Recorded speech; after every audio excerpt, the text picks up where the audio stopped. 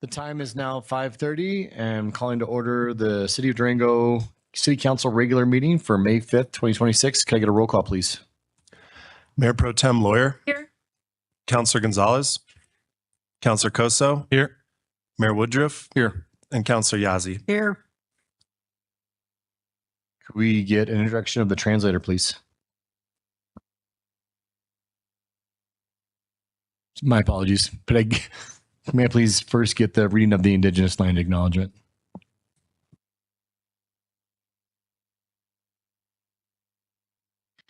This is a call to honor and respect Indigenous sovereignty and self-determination.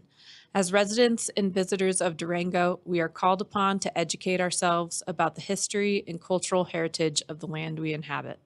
The city of Durango is situated on the ancestral homelands and territories of the Nuchu, Ute, Jicarilla Apache, Pueblos of New Mexico, Hopi-Sinom, Hopi, and Diné Navajo nations. The original stewards of this land were forcibly removed and exposed to countless atrocities by the United States government, including repeatedly broken treaties, forced assimilation, the tragic legacy of Indian boarding schools, and the loss of ancestral homelands. We recognize lasting generational trauma exists within Native communities today. We affirm the continuing importance of ancestral sites to descendant communities as integral to the living cultural landscape. This acknowledgement only becomes meaningful when combined with accountable relationships and informed actions. May this serve as a step toward inclusion and reconciliation. Thank you. Now, could we please get the introduction of the translator?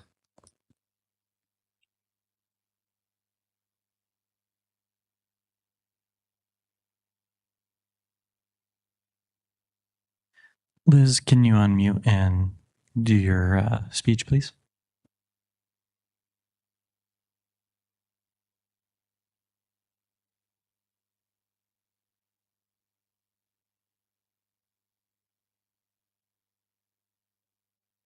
My name is Liz, and I am here with my partner, Sam Guzman, from the Community Language Co-op.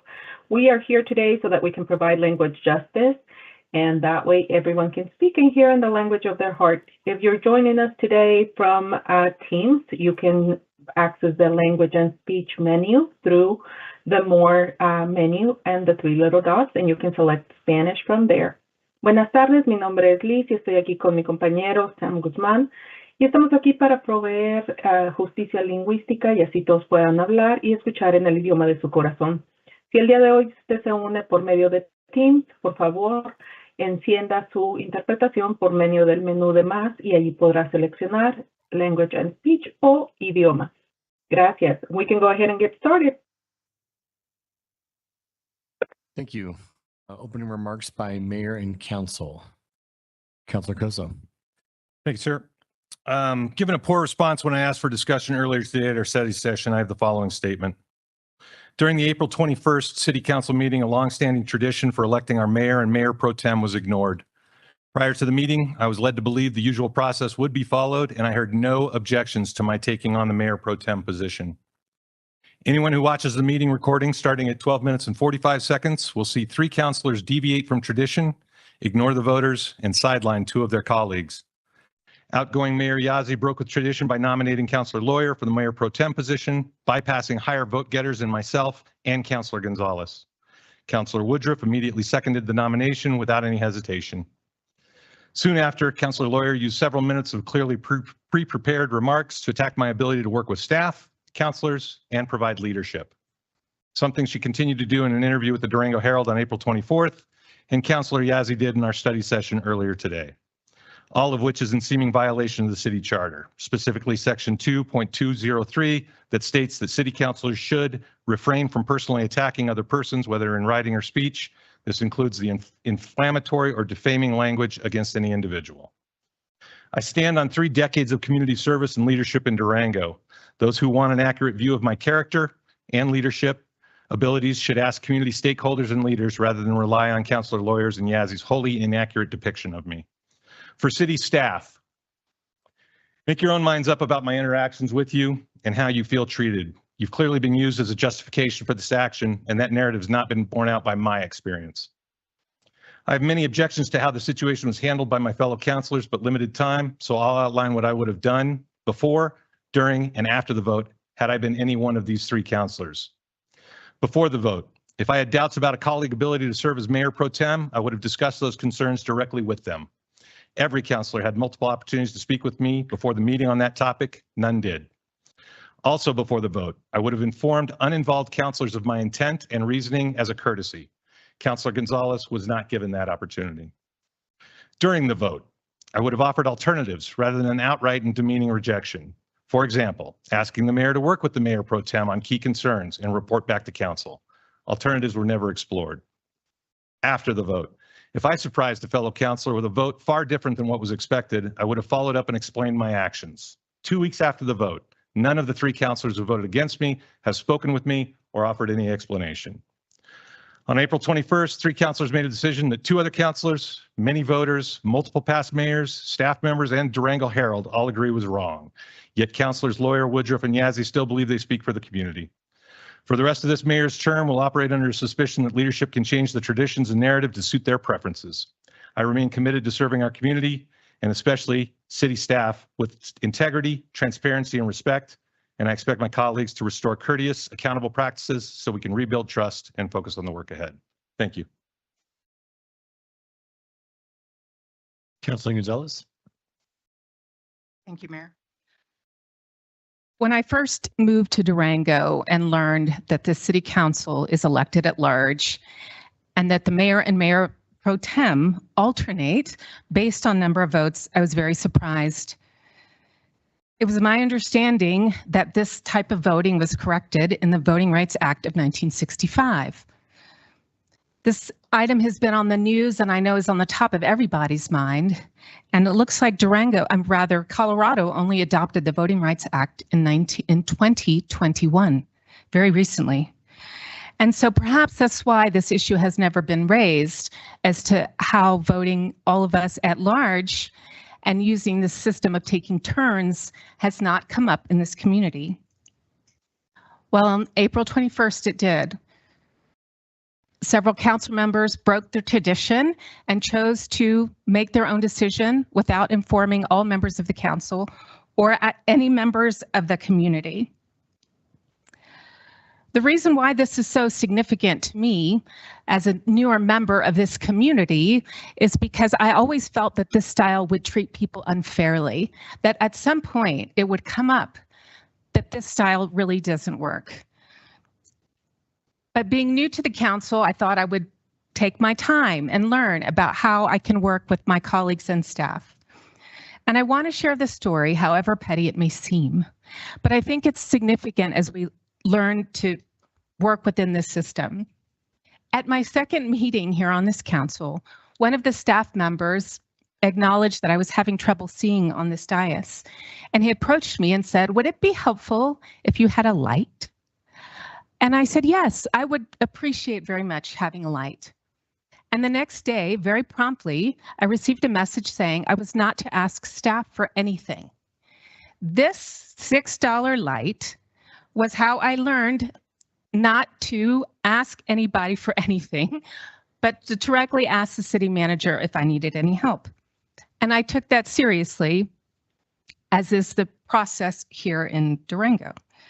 Well, it was a crash course in learning how to interact with staff and colleagues. I took that very seriously. Now, it's come to our attention that perhaps not everybody takes this action very seriously. Councilor Coso has been accused of directing staff. Well, in my scenario, that was considered directing staff to bring me a light. Then there were a couple of incidents where Councilor Coso has been accused of undermining what was a confidential discussion. I also asked the city staff, was that confidential? Was that conversation, in fact, confidential? They said, in fact, it was not. And the other concern is that perhaps Councilor Coso is difficult to work with amongst his peers, and I have just not found that to be the case. I mentioned these things not in defense of the councilor. He's perfectly capable of defending himself. He has a whole community to also defend him because the votes prove that. He was the one who got the most votes in our election in April. I was second. But what we're learning is perhaps the style of selecting a mayor and mayor pro tem is just not valid anymore. That's why I asked in our study session if we could review the charter. There are many things about our city charter that are outdated, not only in the style of the way that we elect people, elect our mayor, and that all of us are elected at large. The Supreme Court just determined that, in fact, we could use at-large voting, or that race in particular was no longer an issue. And it was never an issue here.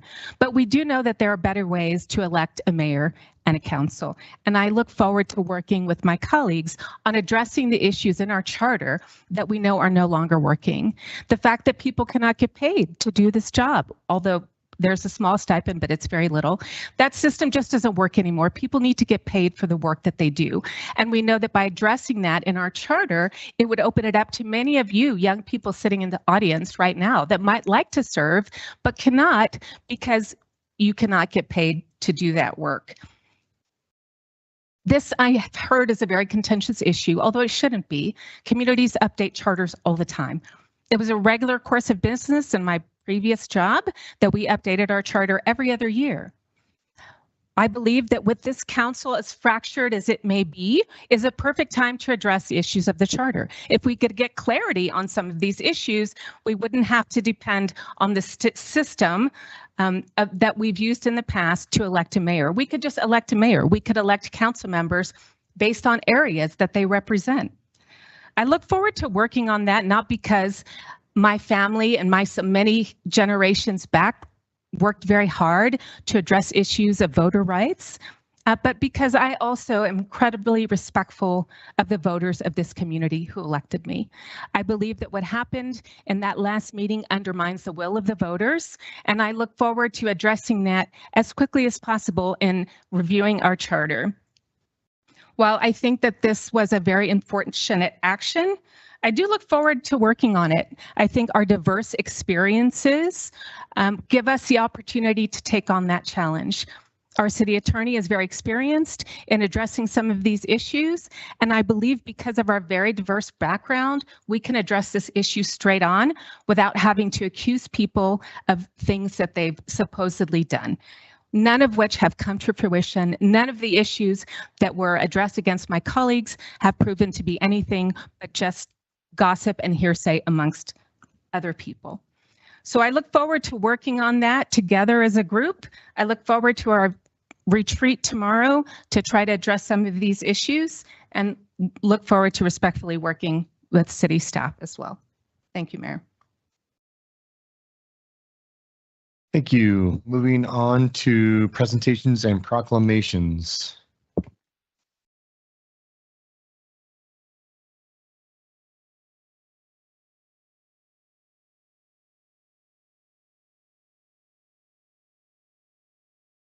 So ALS Awareness Month.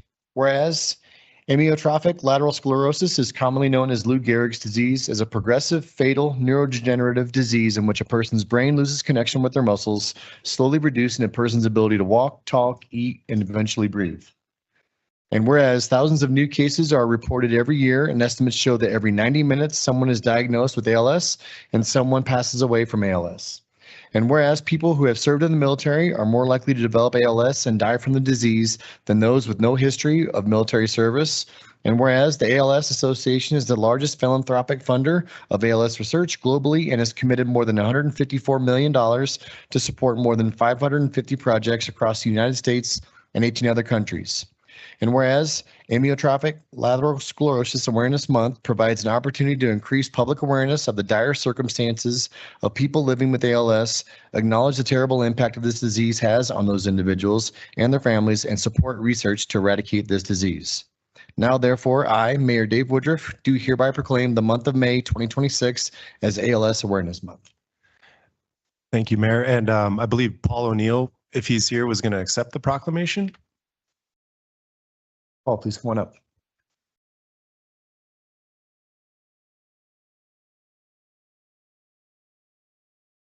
Then you want to say a couple words?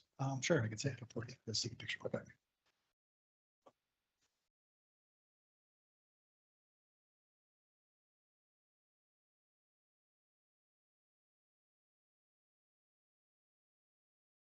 Thank you. I didn't know I was going to speak, but I appreciate the recognition. My father passed away, I guess, over 10 years ago now.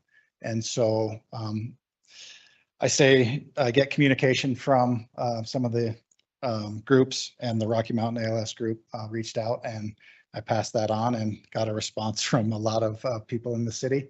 And we were able to get this proclamation, and awareness helps. And I just appreciate you guys taking the time to do this. I know this isn't going to come up with a result or a solution by any means, but every little bit helps. And I know that people in this community are still dealing with this. And so anything we can do to raise awareness is helpful. So thank you all.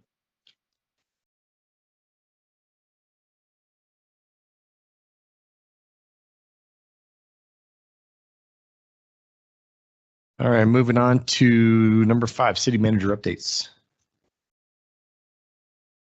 Yes, Mayor and Council, we have a first update is an update from our Mayor's Youth Advisory Commission Spring 2026 update.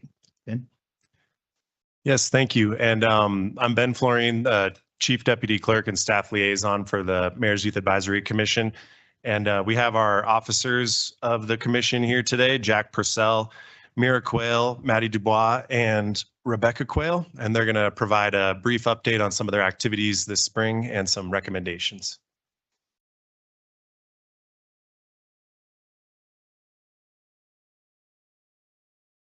We've been focusing on kind of ideas which can potentially be implemented into the community at your recommendation.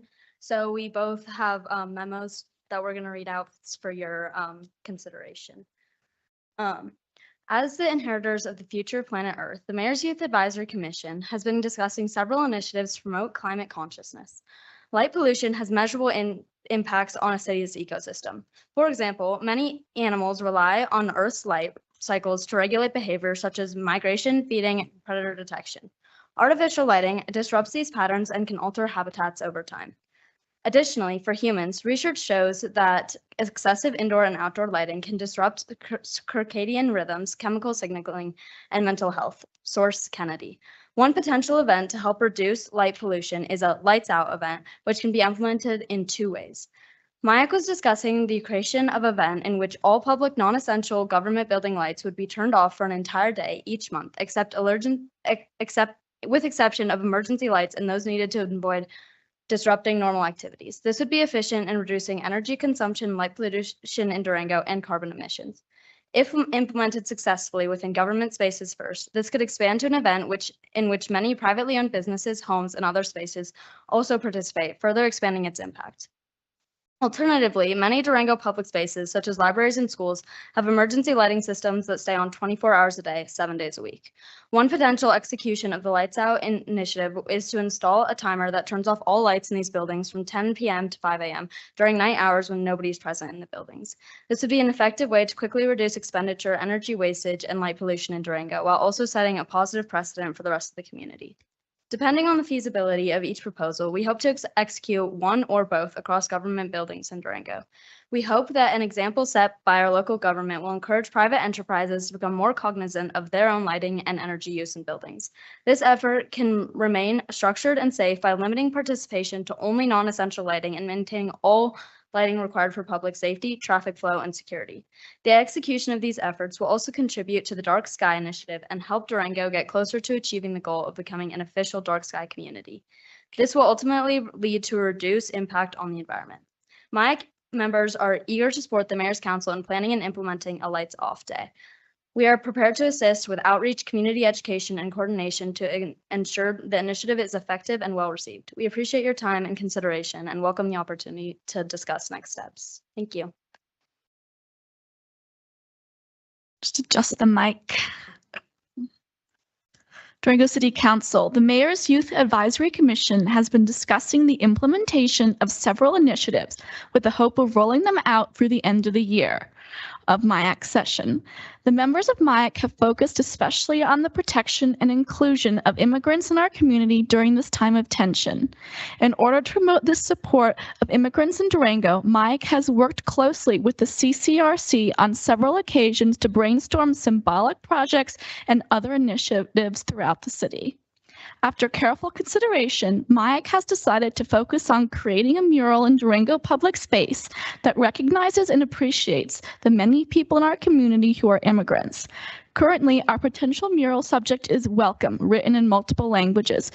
We believe this will promote acceptance of everyone who contributes to the local community by acknowledging their cultures and encouraging people to embrace diverse backgrounds. The MIAC members are eager to do what is necessary to ensure the mural project is a success.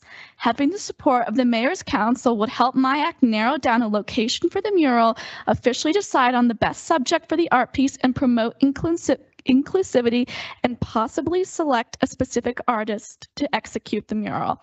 We appreciate the possibility of working with you on this project. The members of MIAC are excited to take a hands-on role in ensuring this project is realized. Thank you for your time.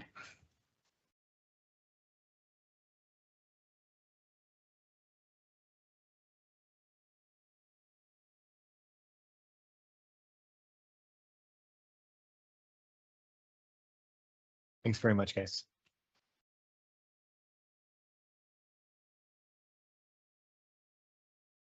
And moving on to 5.2, community survey results.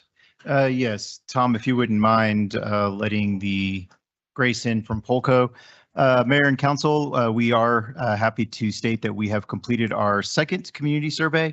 As some of you recall, we did one of these 2 years ago, so that was kind of setting the mark, and this was actually now be able to kind of see how we've become and see what progress we've gained. So with that, I will pass it on to Grace with Polco. Thank you so much. Just making sure everyone can hear me and see my screen here. Yes, we can. Wonderful. Thank you. All right.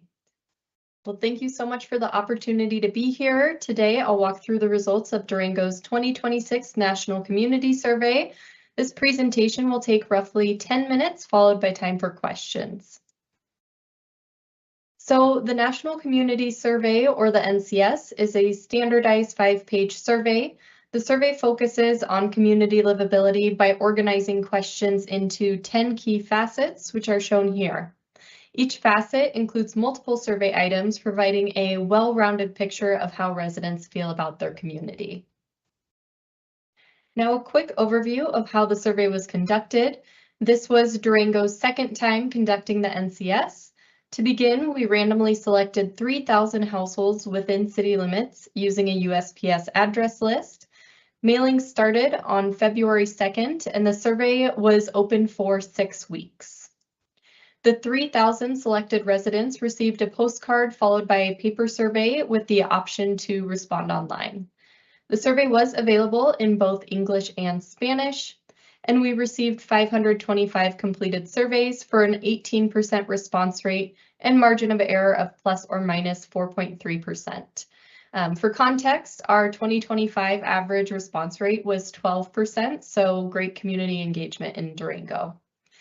The results were then weighted to reflect Durango overall, and there was also an online survey that was open to all residents, even those who did not receive an invite, and that received a total of 265 responses. Those results are reported separately, and this presentation focuses solely on the random sample survey. Finally, a key benefit of the survey is our national comparison. So Durango's results are compared to about 400 communities nationwide. This is referred to as the national benchmark throughout the report and this presentation. And Durango's results were also compared to a custom benchmark, which was a custom cohort of similar communities, primarily in Colorado. And there were 27 communities that we were compared to in that custom benchmark. So now let's dive into the survey results. So in the survey, we asked 2 questions about those 10 facets of community livability I mentioned earlier. The first question asks residents to rate the quality of each. Responses were on a 4-point scale: excellent, good, fair, poor, and excellent and good are considered positive. So throughout this presentation, results are primarily shown as the percent positive, and you'll see what those are at the bottom of the slide here. So you'll see percent excellent or good. Looking at the results, the highest rated areas were natural environment, parks and recreation, safety, and health and wellness. Economy was the lowest quality rating. The second question asks about those same 10 facets of livability, but it's centered on how important residents think it is for the community to focus on each of those in the coming 2 years. Here, you'll see that natural environment, economy, and utilities emerged as top priorities, while community connection, health and wellness, and education, arts, and culture were less prioritized. So moving now into the highlights of our findings, I want to point out a few items that stood out to us as survey researchers. I want to note that there are many additional data points in the full report that we won't cover today, but today's presentation will focus on the areas we found to be most noteworthy. So a quick overview of our findings here. Governance ratings remained moderate, but several measures increased compared to 2023. Residents feel safe in Durango. Residents report challenges with affordability and economic opportunities. Durango's natural environment is a standout strength, and mobility ratings have improved across key areas. So diving into those, starting with the first, while governance ratings remained moderate, several measures increased compared to 2023. So here you'll see the percentage that ranked these certain items as excellent or good, and that will be the same throughout this presentation. So about 6 in 10 residents positively rated the city for treating residents with respect and the value of services for taxes paid. About half gave excellent or good reviews to the city for being honest, welcoming resident involvement, generally acting in the best interest of the community, and being open and transparent to the public. All 4 of these items increased significantly since 2023, indicating increased satisfaction.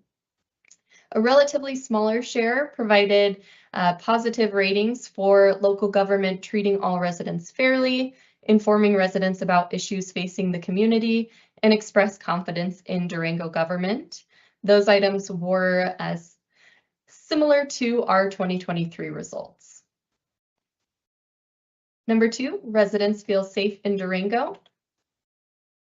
This percentage is showing the percent of residents that rated each of these items as feeling very safe or somewhat safe. So here you'll see that nearly all participants felt safe in their neighborhood and in the downtown or commercial area during the day.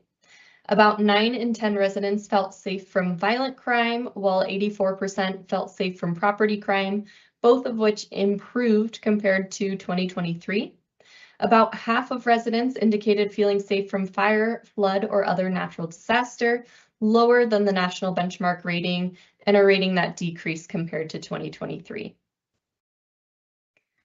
Number 3, residents report challenges with affordability and economic opportunities. So a majority, about 93%, gave positive reviews to Durango as a place to visit. Roughly 7 in 10 positively rated the vibrancy of the downtown or commercial area, which was higher than the national benchmark, although this rating decreased slightly since 2023. A similar share, about 70%, rated the overall quality of businesses as excellent or good, while about half valued the variety of those establishments. However, some lower ratings emerged here. About 41% positively rated Durango as a place to work. Roughly 2/3 of residents rated shopping opportunities as excellent or good, a rating that was lower than the custom benchmark. Just 16% gave positive ratings to employment opportunities, a rating that was lower than both the national and custom benchmarks and decreased compared to 2023. Lastly, only 5% positively rated the cost of living, lower than the national benchmark, but similar to that custom benchmark of primarily Colorado communities. This slide looks specifically at affordability in Durango. About 1/3 of residents rated the availability of affordable quality food positively. Around 3 in 10 rated the availability of affordable quality mental health care and healthcare positively, the latter of which was lower than both the national and custom benchmarks. Fewer residents rated the availability of affordable quality childcare or preschool positively at 16%, excellent or good. And the availability of affordable quality housing and cost of living were among the lower rated survey items, both at 5% positive. Number 4, Durango's natural environment is a standout strength. So about 9 in 10 residents rated the air quality and water resources positively, and both were higher than the national benchmark.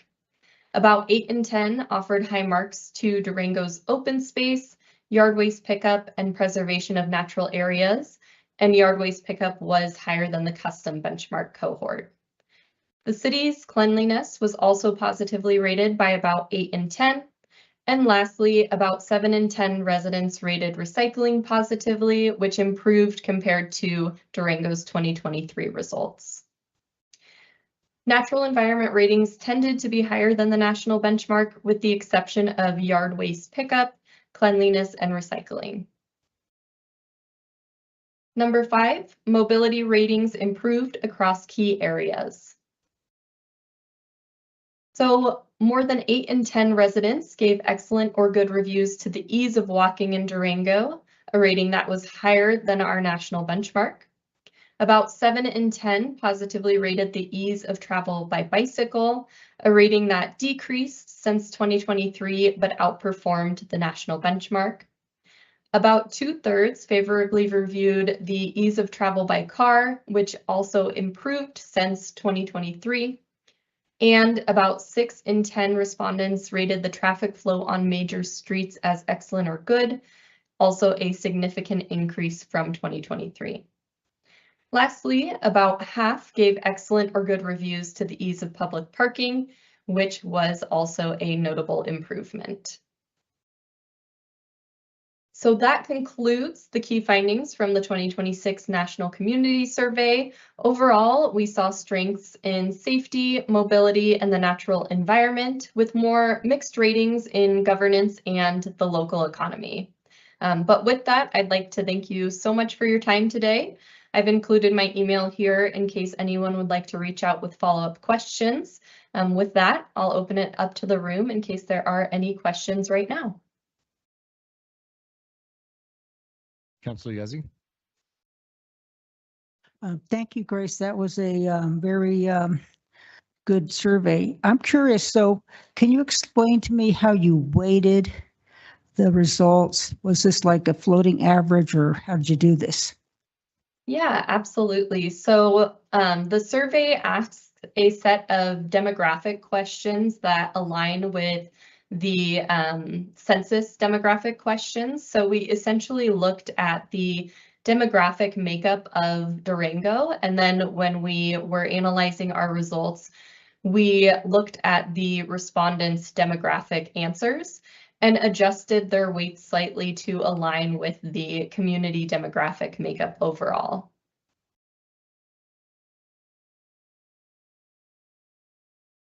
Great, thank you. Councilor Gonzalez. Thank you very much, Grace, for the presentation. So regarding some of that demographic information, that's something I guess that can be shared. Can you send us all of the demographic information, or do I need to ask you specifically for things? Yeah, so regarding the weighting specifically, that is actually included in the full report of results. So you'll be able to see those demographic question responses, as well as what our target demographic percentages were and how we weighted that. So I'm happy to get in touch with that report if you haven't received it already. Yeah, it's possible that we have it. I guess we'll have we did send that out. Okay. I believe I did send it with an email out that had the survey and everything attached to it. All the demographic. And so that this is only city employees, is that correct? Nope, this was actually the city as a whole. So The city as a we whole, mailed okay. out to residents. Yep. Okay, good. Well, I'm interested in some of the demographic information, but it looks like that'll be in our in the whole packet.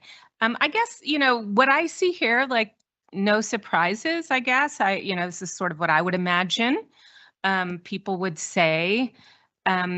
Is there anything in there that made you, you mentioned, there's some strengths, but I've always felt that those were Durango's strengths. I don't know. Is there anything in there that made you think, oh, this is significant in some way? Yeah, every result is quite a bit different, so it's hard to say, but I have had the pleasure of visiting Durango, and I certainly saw some of the positives there, but I will say a lot of the lower rated survey items that I saw tend to align with kind of the national trends with cost of living, especially affordability. I wasn't too shocked to see that because that is a really common focus area for communities right now. But in terms of the results overall, nothing necessarily stuck out to me in terms of being odd or different, but I would say every report varies quite a bit based on the community. Oh, that's interesting to hear. So that they vary different. I'm again, no surprise. I think we live in an incredible place that's, has great access to open spaces and everybody feels safe in their community. I think, what I saw here is sort of what I feel every day. So I'm glad to get that confirmation. Thanks, Grace. Absolutely. And I did want to make one note on those demographic questions as well. In the online report, you can actually sort the results by those demographic factors. So you can really dive into those. And I'd be happy to meet with anyone and offer a training if needed. Great. I might take you up on that. Thanks, Grace. Thank you. Absolutely. Excellent. Anybody else? Great. Thank you, Grace. Thank you very much. Moving on to 5.3, 2026 employee survey results. Yes, Mayor and Council, Bonnie Kling, our HR Director, is here to present on our employee survey results. This is the third employee survey results or employee survey that we have conducted. As you all recall, we do them every 2 years. And Bonnie to present on those, I guess, submissions. Good evening, Mayor and Council. Bonnie Kling, Human Resources Director. I'm here to talk about the 2026 Employee Engagement Survey results. And we have this nestled under the Strategic Workforce Development goal area.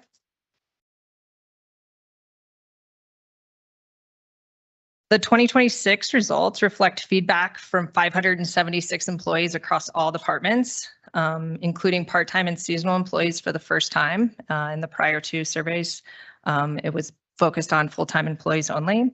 The combined participation rate for part-time, seasonal, and full-time employees was 71.5%, a strong response rate that surpasses the national benchmark of 68.5%. Notably, the participation rate among full-time employees was an impressive 97.2%, indicating a high level of commitment in providing feedback to the organization.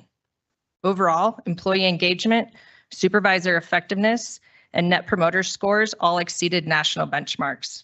A key takeaway from this data is that overall employee engagement, supervisor effectiveness remain a strength for our organization.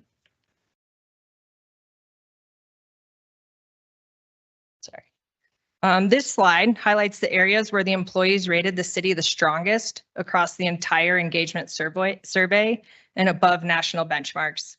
These strengths span every major dimension of the employee experience.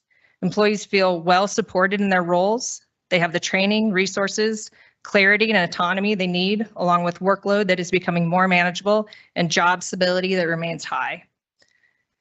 At the team level, employees report strong teamwork, solid communication within departments, which supports day-to-day collaboration and service delivery. Organizationally, employees express confidence in the city's mission and values. They feel the work environment is inclusive and recognize improvements in both the workplace they work in and the safety. Finally, supervisor effectiveness continues to be a standout strength for the organization. Employees consistently rate supervisors as good communicators who are fair, supportive, provide feedback, value employee input, and offer recognition. Taken together, these strengths show that the employees experience a workplace that is safe, inclusive, well-maintained, and supported by effective leadership. This is a solid foundation for long-term engagement and organizational performance. As we dig deeper into the data, it is evident that the number of areas exceeding the national benchmark for municipalities has increased from only 6 in 2022 to 22 in 2026. Conversely, the number of areas falling below benchmark has decreased from 21 to just 8. This data indicates a stronger, better supported, and more aligned workforce. Since our first employee engagement survey in 2022, many of our key contributors to employee engagement have experienced double-digit improvements. These contributors include manageable workload, clear directions, access to the right resources. Additionally, indicators related to team dynamics and culture have strengthened, showing gains in morale, departmental communication, cross-departmental collaboration. Supervisor effectiveness has also improved in nearly every category, including fairness, valuing employees' input, and providing recognition. Overall, we had made significant advances in our workplace safety, conditions, and inclusiveness. I'm open to any questions. Councilor Gonzalez. Nope. Councilor Coso. Thanks. Bonnie, these are great results. This is fantastic stuff. So the ones like manageable workload and those kind of pieces, and maybe this goes back to the city manager, but what are the changes being implemented and how are those being implemented to try and raise the scores of lower categories and maintain what we're doing on the higher categories? Yeah, great question. We have a cross-functional team that is really dedicated just to the employee survey. They take the results from the survey. They meet with all department directors. Ones that maybe are the departments are showing stronger leads in certain categories than others, and have those conversations. What's working well for you? How are you getting these results? What have you implemented? They, as a cross-functional team, take that data. They work directly with Jose on taking a couple key takeaways and rolling out, we've listened to you and here's what we're doing in this organization to change. So you can see that in the drastic change we've had from 2022 to 26. Great. Well, thank you. Yeah. Councilor Lure, yeah. Yep. Sorry. Thank you for the summary. And I just want to say thanks to everyone. Since I've been here, I feel like there's been a big shift in morale and then like this positivity and like really trying to improve each and every department, taking it seriously, like when something's not going right, how we can turn it around, how we can do better. And so I really appreciate your work, city manager, and making sure that, all departments are elevated. High tides rise all ships. So keep up the good work. Thank you. Thank you. Bonnie. Councilor Yazzie. Oh, yes, I just want to say thank you. It's excellent, and I'm glad that you included the part-time employees too. Great. So thank you. Thank you. I would agree that, a lot of private sector businesses would be stoked to have that sort of growth in as little as 4 years. So great job to everybody. So I know it's not just the city manager. I know it's not just the department heads. Everybody has to have collective buy-in in order to see these kinds of results. So it's a testament to ultimately what the organizational leadership looks like and how that gets translated to the rest of the teams. And so, yeah, phenomenal work. I look forward to more growth. I appreciate that, Council. Big thank you to the executive leadership team, our managers, our supervisor, our employees. Definitely a lot of work going for that. I think the biggest one is when you see the jump from 2022 to where we are in 2026. One of the fun parts about being a city manager is the organization. That should be one of the number one jobs of running an effective organization. And when you have 97% of your full-time employees presenting and issuing in the survey, the data doesn't lie. And I think you see that we're continuously making huge gains within it to become a very high performing organization that listens to our employees, but could not happen without the support of the mayor and council. So thank you very much. Great. Thanks. Thank you all. All right, committee, board, and liaison reports. You have one more, Mayor. Oh, God, sorry. Animas River Trail, man. Sorry. Next up, we have our Animas River Trail Speed Management Focus Group Summary. If the council recalls, there was a portion in here where we had set a possible speed limit that was going through the consideration process that was paused for us to do a focus group and see what we can get from the community in regards to the speed limits. Clancy is here to present on the outcomes of that focus group meeting and what we were able to find. Good evening, Mayor and Council. Pinch hitting here for Lily Oswald, but just wanted to give you a quick summary of how that focus group went and some steps that are being taken following the focus group. So this again is in response to the council prioritization based off of community concerns related to the safety and user experience on the Animas River Trail. So we created a focus group of 10 community members. We had more than 80 applicants for those 10 spots.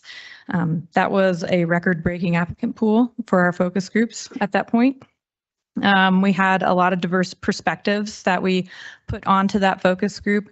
It was formed at the end of January in 2026. They met twice, one week and the following week another night. And they discussed the topic and helped guide recommendations for staff. City staff that were represented in that focus group to give plenty of information to provide the context before getting the feedback. We had the police department, Parks and Recreation, and the multimodal division, and then I facilitated the discussion. The goal was to identify practical community-informed strategies to improve the Animas River Trail that staff could use to guide recommendations and future proposed changes if necessary. So jumping into some consensus that we saw, so there was strong consensus for better enforcement of existing regulations, especially off-leash dogs, unauthorized motor use, and reckless behavior. And this approach is preferred over creating new rules. So that was pretty a strong opinion across all 10 or nearly all 10 of the focus group members. And then in addition, the focus group really liked the idea of centerline striping for the Animas River Trail.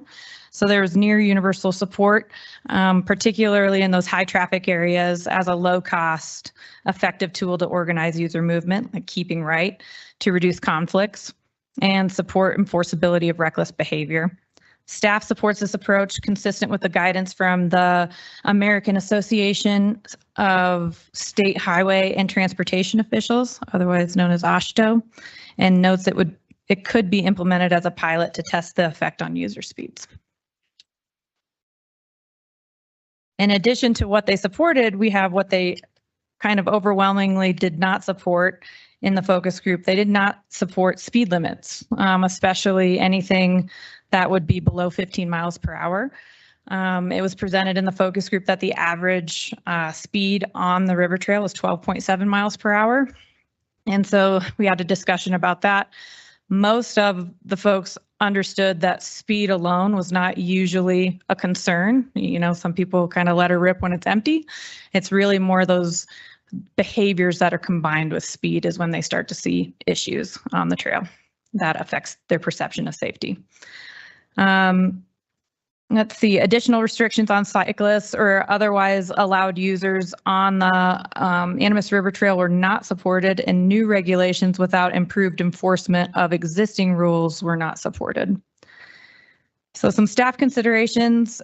Staff recommends that piloting the centerline striping in high-use segments on the Animas River Trail to evaluate effectiveness. The Parks and Recreation Department has identified existing money in the budget to complete this effort.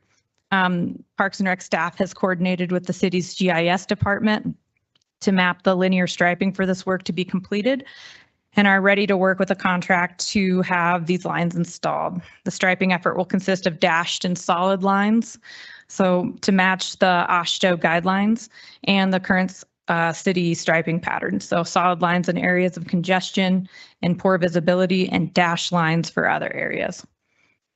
City staff will measure speeds before and during this effort to analyze the effect of the striping on the Animas River Trail user experience and behavior. In addition, there's going to be coordination with police to expand education and on-trail presence to improve user behavior and perception of safety and continue to enforce regulations, particularly the reckless behavior laws for Animas River Trail users not following existing rules. And then assess the funding and maintenance needs for improvements such as striping, stenciling, and lighting. Any questions?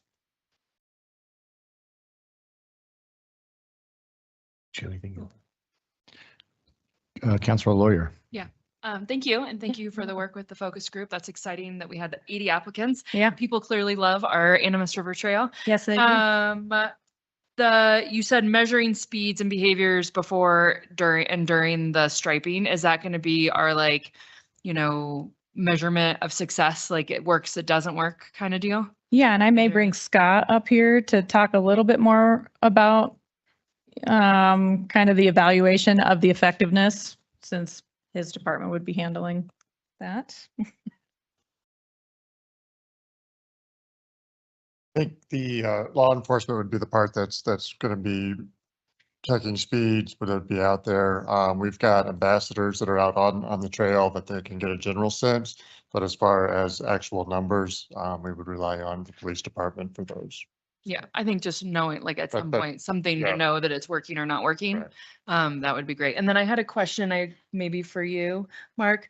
The reason why this kind of got brought up was the concern about city liability.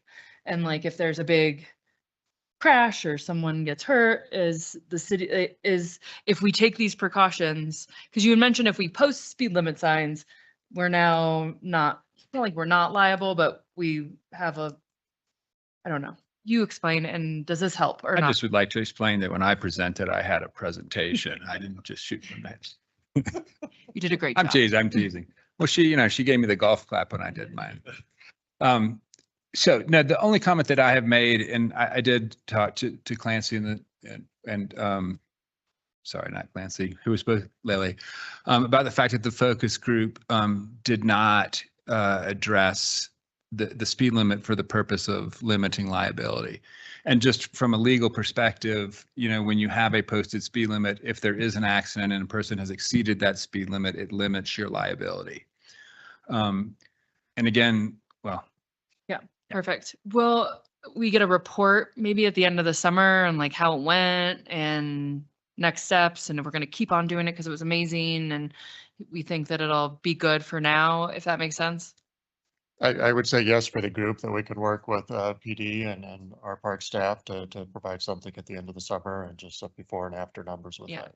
I mean, as we continue growing, obviously we're gonna have to continue making changes with what we're doing and speed limits and that sort of thing, more visitors, more tourists. But I have noticed even on the Sky Steps and on the River Trail, there is more of a presence in rangers and dogs on leashes and, people talking to people that don't have dogs on leashes. And so that's great. But I just want to make sure that we're not just saying, oh, we did a focus group, great work here, this is what we're doing, and now we wash our hands of it, we move on, that there's actual steps forward. Does that make sense? So yes, we've done past surveys and studies with our speed enforcement in terms of gathering and collecting that data. Once this striping is completed, we'll do another one to measure that again, and then we'll do a comparative analysis between our last summer or last year and this year to see if there's what type of an impact or effect that had. Excellent. Thank you, guys. That's all I have. Thanks. All right, Councilor Gonzalez. Great, thank you. Well, I'm often surprised by the results because I thought for sure we would get clarity on a speed limit, and that didn't happen. But what about, you mentioned activity on what did you call it? Like inappropriate behavior on the trail, or how did you phrase it? Behaviors, yeah. Just different behaviors that increase conflict and people's perception of feeling unsafe. And how is that to be determined? Is it complaint based, or I don't know. I've got kids, I don't know. I often think they behave inappropriately, and behaviors. I don't know. So apologies. I'm Devin Conroy. I'm with the police department. I'm a commander. The main thing that we're looking out for is reckless type of behavior. So what does reckless mean, right? It means any type of behavior that could put somebody in jeopardy of being injured, or any type of dangerous act on the river trail that could potentially harm somebody else. So what we kind of talked about when we did the survey or the focus group, when we did a presentation with them, we talked about how that could mean passing at an unsafe speed. That could also mean passing at a high rate of speed. It could mean passing too closely to other people, because that seems to be a large concern. It could also mean, reckless underneath that prohibited acts, MCO 1834, it talks about having your dog off leash. That's one of the MCOs. So that could also be a factor that we could address more through enforcement or education. So there was a multitude of different factors. A lot of the focus groups tended to focus more on the bicycle and speed element, which is what they were there to do. And it came down to a large part of us being like having challenges with how we can enforce that. So does that mean planting another Animas River Trail Ranger out there? So instead of having one, we have two? I don't know. Does that mean having somebody more law enforcement, quote unquote, operations on the river trail? We've done a couple of those recently with patrol operations, and we do our best to educate and contact and cite accordingly. But reckless behavior can be really kind of any type of dangerous act that can risk the lives or jeopardy or safety of anybody else on the river trail. Okay.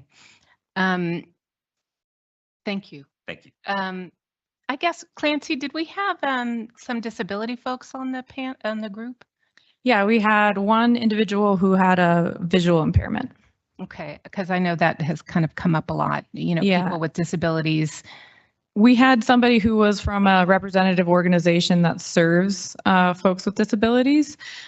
She had something come up, so she was there for the first night, but not the second. So. Okay. All right. Well, I don't know, a little, unfortunately, I feel like we have less information than before, but I mean, I am very surprised to hear that there was not an encouragement of speed limits. I guess I just thought that would be an easy one, but apparently not. So yeah, people are pretty opposed to a blanket speed limit, even a speed limit in kind of congested areas. I was surprised as well. Yes, because reckless behavior can be interpreted in a lot of ways. So, well, I'm grateful for your work and all everybody who served to give feedback, because it is an issue I think that people care deeply about. So thank you. Definitely. Councilor Coastal. Thank you. I've had a lot of conversations with Bike Durango, and so there was almost universal praise for how the focus group was conducted and everybody pulling it together. So I wanted to pass that along. I'm still kind of stuck on the 20-mile-an-hour speed limit versus the conversation. Did it talk 25, 20, 15, or and there seems to me, again, from a perception perspective, to have speed limits up and posted, it tells everybody that there is a speed limit, that I should be paying attention to the speed limit. And so I guess I'm still stuck on doing something at 20. I heard a lot of feedback that 15 was too slow, especially around morning commuters and evening commuters on e-bikes, that they were toppling over going that slow. So I don't know if that was feedback as well. Yeah, so if I recall correctly, there was discussion about different speed limits. 15 was kind of the one that it was like, well, if the average speed is 12.7, what do you think a speed limit should be? That's where it kind of came into play, where folks were like, well, going 20 miles per hour, for instance, on the river trail isn't necessarily unsafe in certain scenarios. But when you combine it with kind of that behavior piece, that's really where they wanted to see a little bit more action, I guess, or consideration, rather than the speed limit. So this is information only. When do we have some direction? This is information only. They were going to move forward with a pilot program. If the council wants to do anything different, you're obviously more than welcome to do so. Okay, great. Thank you. There, the folks that I've talked to, there was concern around illegal vehicles, mostly e-motos that can go 30, 40 plus miles an hour on the trail. Was there any conversation around trying to curb some of that use on the river trail? I haven't heard anything about that. Yeah, so there was discussion around e-bike usage and the class of e-bikes, and I may have you come up, Devin, to just discuss that a little bit because you'll remember it much better than I would because we got into the weeds there. But I would say that there were some ideas thrown around in the focus group of like more education within, you know, the bike shops of like, this is a class, whatever, know that on the river trail, you know, this is allowed, this isn't kind of thing. Process that we discussed. Yes, so the class 1 and 2s are allowed on the river trail, which have a top out speed of 20 miles an hour. Class 3s have a top out speed of, I believe it's 32 to 36 miles an hour. Those are not allowed on the river trail. And then the e-motos are not allowed to be ridden anywhere within city limits of Durango. So, which can have a top out speed of X. I mean, you can modify them to go faster than most vehicles. So the e-motos we did talk about, everybody was pretty unanimous that they didn't like those on the river trail. Obviously for safety concerns and for the fact that children were riding a lot of these at a speed that they didn't quite comprehend. They couldn't react fast enough. They couldn't predict the patterns of people in front of them. We talked about how some road bikers can potentially exceed 20, 25 miles an hour. When the focus group had discussed that, they said, well, these are experienced bicyclists.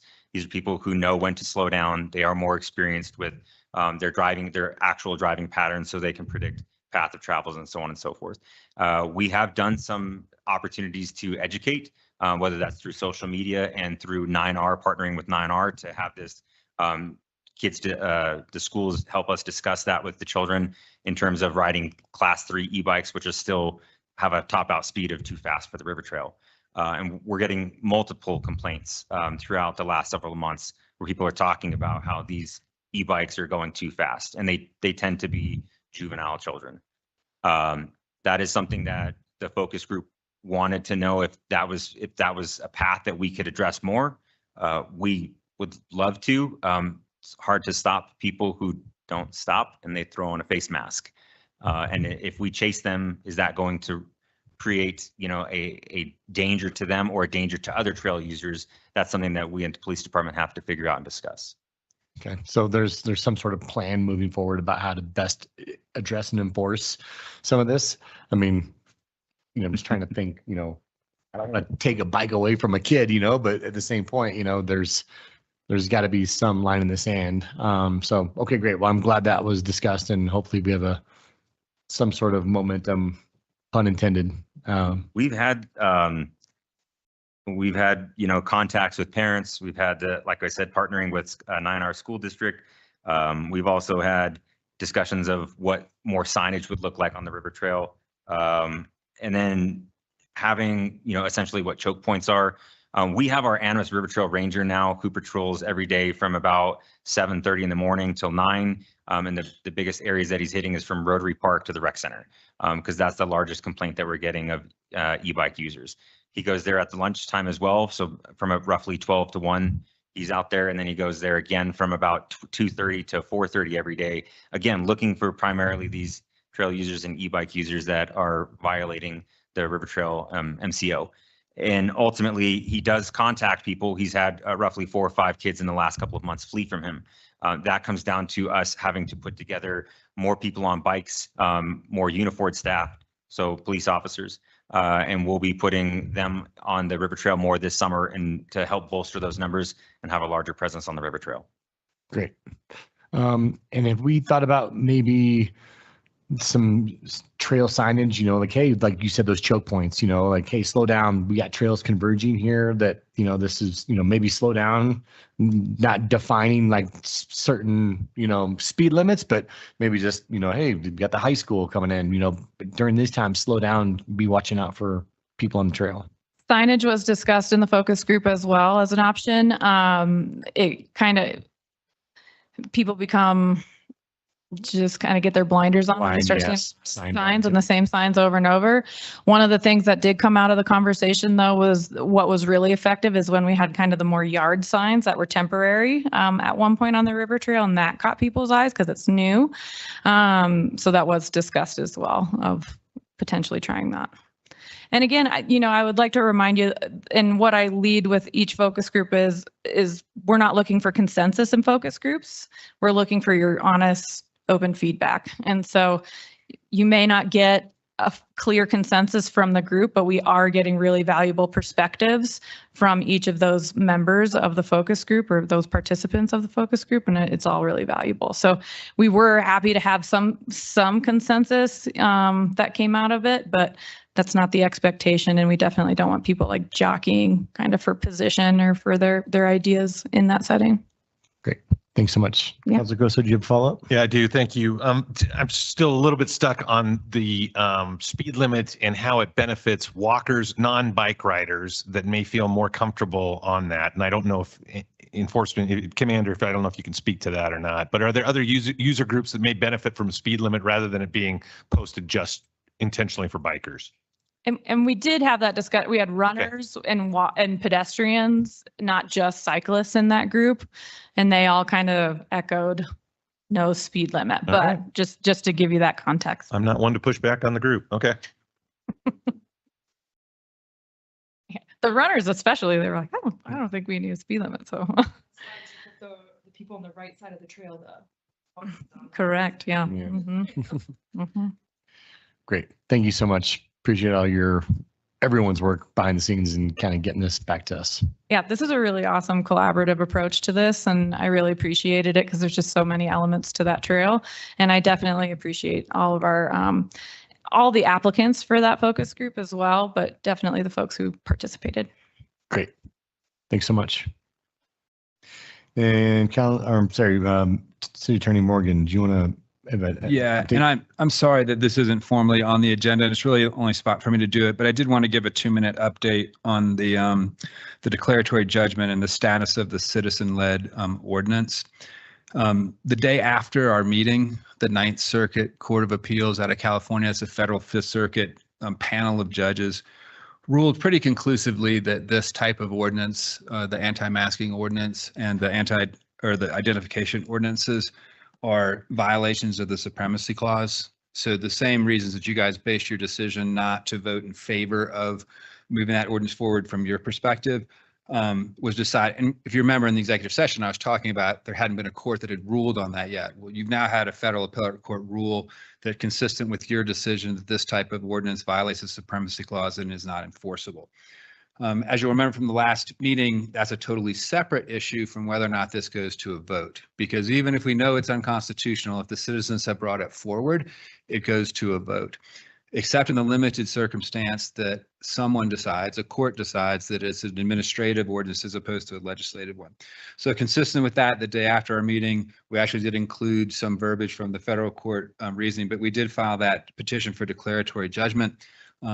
Mr. Wright and Mr. Souter did accept service of it on the day after that. So within 2 days of our meetings, we had a lawsuit filed and we had it served on the gentleman who brought that ordinance out to petition. Now we're in a window where they have 35 days to actually respond to that suit before the court could actually do anything. I'm hopeful that they don't leverage that time to try to force it to an election before the judge can decide, because that 35 days puts them at May 28th. And the last day to actually cancel the election is June 5th, if the election is going to take place on June 30th. So as of today, the election is scheduled to go forward on June 30th. Hopefully, we'll get an early answer from Mr. Wright and Mr. Souter, and the judge can weigh in on it. And we won't have an election if we don't have to. Of course, if the judge says that we will. It's just unfortunate because at this point, we have obligated ourselves for all of the financial burden of the election. So we're past all those dates where we could have not had to print on the ballot. We didn't have to enter the agreements. So we're doing the right thing for the community here. We're just hopeful that the judge can weigh in beforehand so we don't go through all the motions of an election and then have a judge decide that it can't be enforced or shouldn't have gone to ballot. Great. Thanks for that update. Now we can move on to committee, board, and liaison reports. All right, Councilor Lawyer. Yeah, I had a pretty couple weeks. All my meetings are in the next 2 weeks.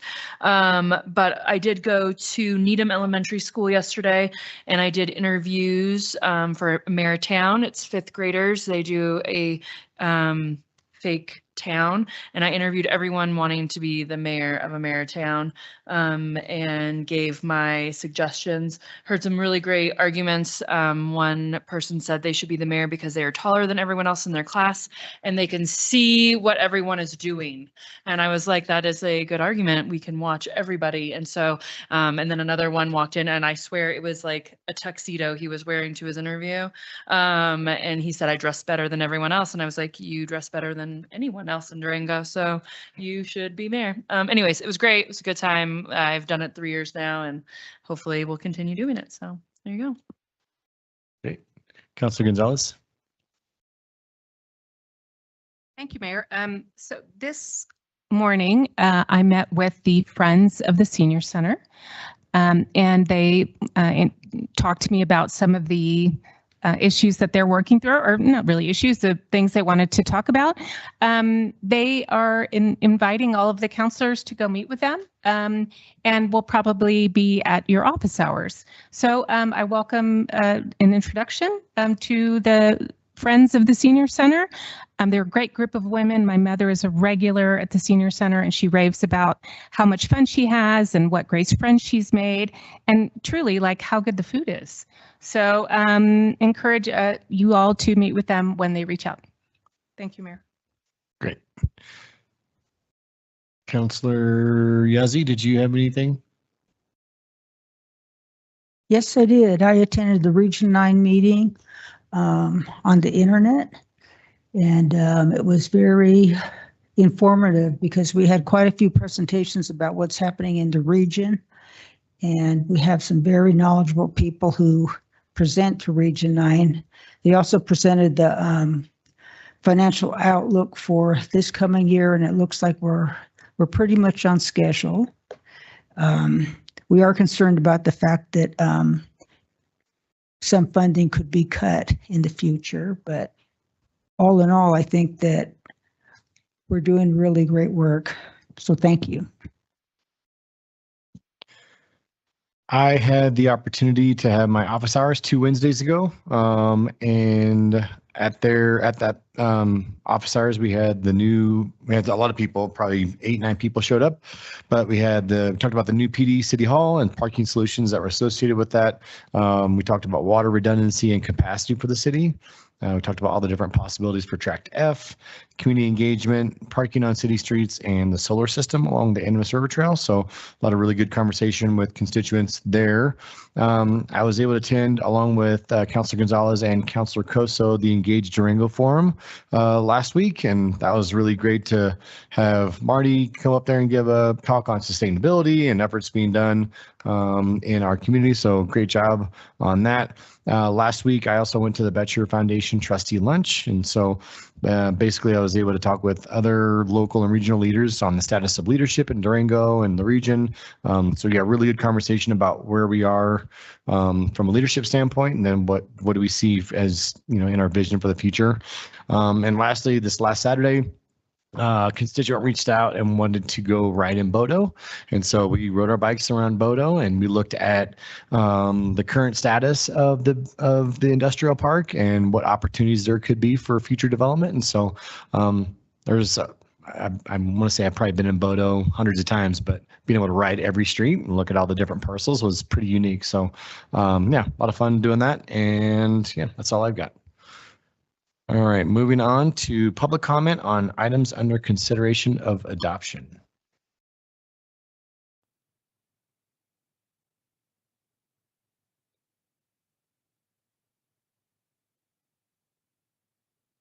Public comment is encouraged on agenda items set for consideration and a vote by the council tonight. Public comments on items not set for consideration by the council come later in the meeting. Please begin your comments by stating the agenda items set for a vote you intend to speak on, your full name, and if you are a resident of the city of Durango. Make your comments directly to the council. Do not expect a response from the council or staff. Comments are limited to 3 minutes per person, unless modified by the council. Unused time is not transferable to other speakers.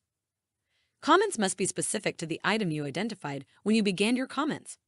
Profanity, hate speech, personally derogatory remarks, speech unrelated to the item you identified, or other speech that is disruptive to the meeting will be ruled out of order by the chair, and any remaining time will be forfeited by the speaker. Exceeding the time limit infringes on the rights of others and is out of order. Only a majority vote of the council can modify time limits. Please note, you must sign up prior to the mayor calling the item on the agenda. Signing up after the item is called will result in your name not being called to speak.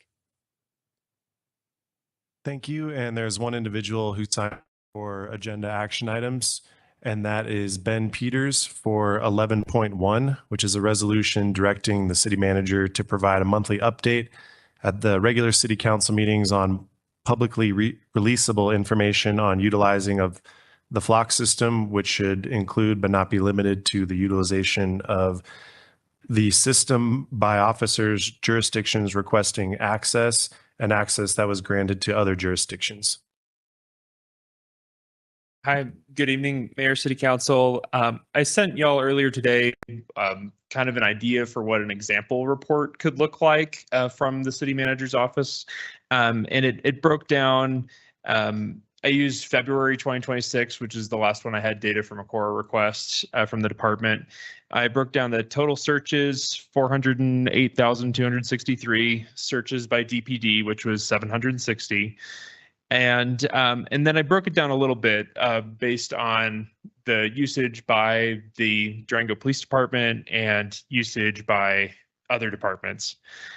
For example, I talked about for Durango Police Department, 534 of those 760 searches appeared to be local searches. They searched fewer than 10 jurisdictions, whereas 220 of them searched more than 2,000 jurisdictions. I also broke down by search type that was used, whether it was license plate lookup, whether it was the vehicle fingerprint search or the freeform search feature. And I also broke down searches that went beyond 72 hours of history and searches that went beyond 30 days worth of history. And I tried to do the same thing for external departments, more or less. And also broke down just a couple of jurisdictions, like how many searches came from Colorado, how many searches came from the Four Corners. So I encourage you to take a look at that email. I think the way I see this is, my hope is that we can work from a shared set of facts as we're kind of debating the merits of ordinances that we're working on with the city attorney. And to speak to, I know Councilor Lawyer had a concern about the time to put the report together. I'm not that proficient with Excel. This took me about 2 hours today. I think that and I'm sure that city staff wouldn't have trouble replicating what I did. But I'm happy to answer any questions on it if there are. And I'm sure that the city staff and the police department might have some ideas of things that can be added to this report. Something that I don't have insight on is case closure statistics or arrests that were made in conjunction with the flock data. I think that would be really important for council to know. There's also not a map or a count of the camera locations. I think that'd be good to have as well. And if there's other additional breakdowns or detail by example, by state or what the top departments by search were and some of the most common search justifications. That's it. Thank you. Thanks. And no one else for agenda related items. Okay, great. All right, now we move on to the consent agenda. Thank you, Mayor. On tonight's consent agenda, we have 8.1, which is approval of meeting minutes. We have approval of the minutes from the City Council regular meeting from April 7th, 2026. Under 8.2, final reading of ordinances, we have 8.2.1, which is ordinance 2026-16, amending the master fee schedule in pertinent part, the Durango Code of Ordinances, Chapter 13, Licenses and Business Regulations, Article 9, Local Licensing Authority, Section 13-217, Rules of Procedure for the purpose of establishing a fee for late license renewals. 8.2.2 is approval of an ordinance enacting in pertinent part the Durango Code of Code of Ordinances, Chapter 3, Alcoholic Beverages, Section 13-6, renewal of license and liquor safety training to require all liquor licensees to provide a liquor serving safety training course affidavit. 8.2.3 is an ordinance repealing in pertinent part the Durango Code of Ordinances, Chapter 13, Licenses and Business Regulations, Article 9, Local Licensing Authority, Sections 13-217 and 13-230 through 13-234, and reenacting it as Chapter 13, Alcoholic Beverages, Sections 3-20, 3-21, 3-22, 3-23, 3-24, and 3-25. 8.2.4 is an ordinance authorizing the lease of property at the airport to Keith and Mary Fassbender for agricultural use. 8.2.5 is an ordinance amending the City of Durango Code of Ordinances, Chapter 27, the Land Use and Development Code, allowing townhomes in the residential medium zone. 8.2.6 is an ordinance amending the City of Durango Code of Ordinances, Chapter 27, the Land Use and Development Code regarding nonconformities and permits and procedures. 8.2.7 is an ordinance amending in pertinent part the Durango Code of Ordinances, Chapter 4, Animals, Article 5, Impoundment, Section 4-96, Authority. 8.2.8 is an ordinance amending in pertinent part the Durango Code of Ordinances, Chapter 4, Animals, Article 3, Dogs and Cats, Section 4-43, Removal of dog defecation from public and private properties. Under adoption of resolutions by consent, we have 8.3.1, which is a resolution approving the 2026 Durango Impact and Resiliency Grant awardees. 8.3.2 is a resolution approving the application of Renew grant funding. There are no items under approval of other administrative items, no items under request for a public hearing. And then under 8.6, introduction of ordinances, we have 8.6.1, which is an ordinance authorizing the conveyance of a city-owned parcel located at 1055 Avenida del Sol for providing a community homeless shelter.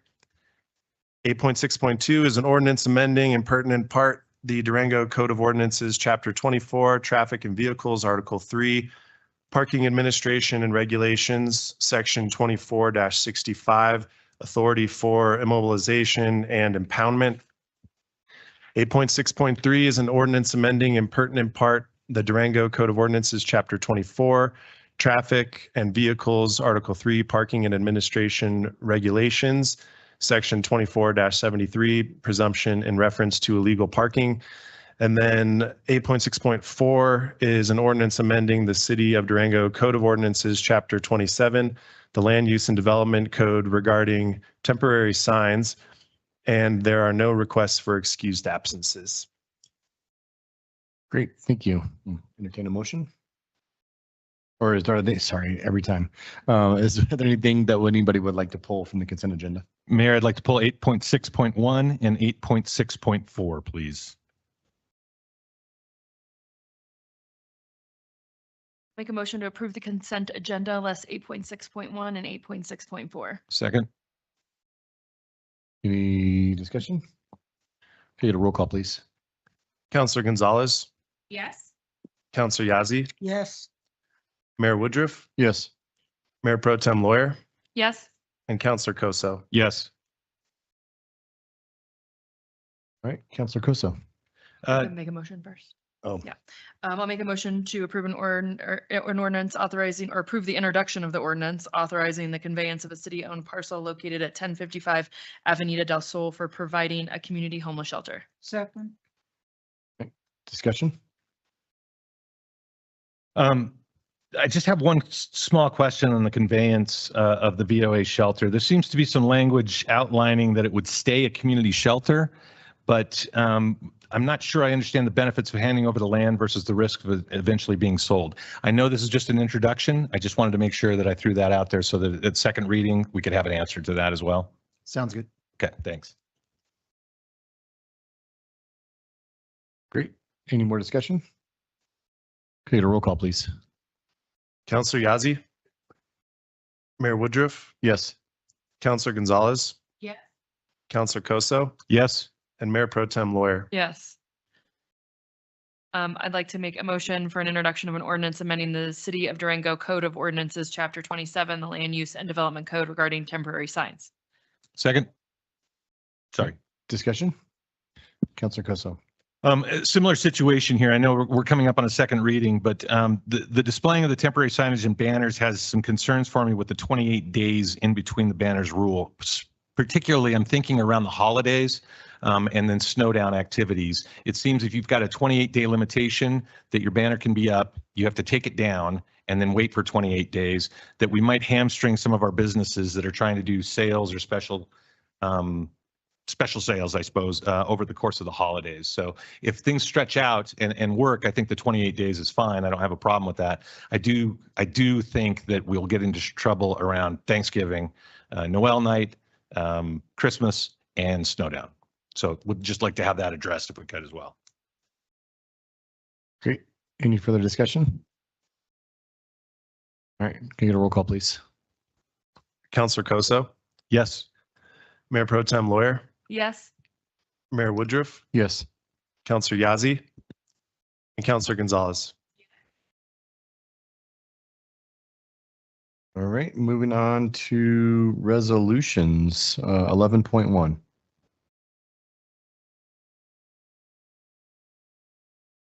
Their presentation or no? Yep, thank you. 11.1 is a resolution directing the city manager to provide a monthly update at regular city council meetings on publicly releasable information on utilizing of the flock system, which should include but not be limited to the utilization of the system by officers, jurisdictions requesting access, and access that was granted to other jurisdictions. Yes, I can do presentation first, or do we need a motion first? Yep. Okay. I'll make a motion to approve a resolution directing the city manager to provide a monthly update at regular city council meetings on publicly releasable information on the utilizing of the flock system, which should include but not be limited to the utilization of the system by officers, jurisdictions requesting access, and the access that was granted to other jurisdictions. Second. All right. Yeah, so Mayor and Council, this is an item that was placed on by Mayor Woodruff now. The staff is prepared to do a report. We have some things that we've already worked on to do a report to reply to council. I do believe I've been forwarded the information that Mr. Peters has sent, so we'll also take a look at that. We'll compile a report, start in first meeting in June, and then add or modify as the council needs as we move forward. Okay, great. Counselor Koso. Is that draft going to include what Mr. Peters has just added and shared with us? I can't comment on it. I just got it last night, or not last night, just a That's few fair. minutes ago. So I can't comment what it would include onto it.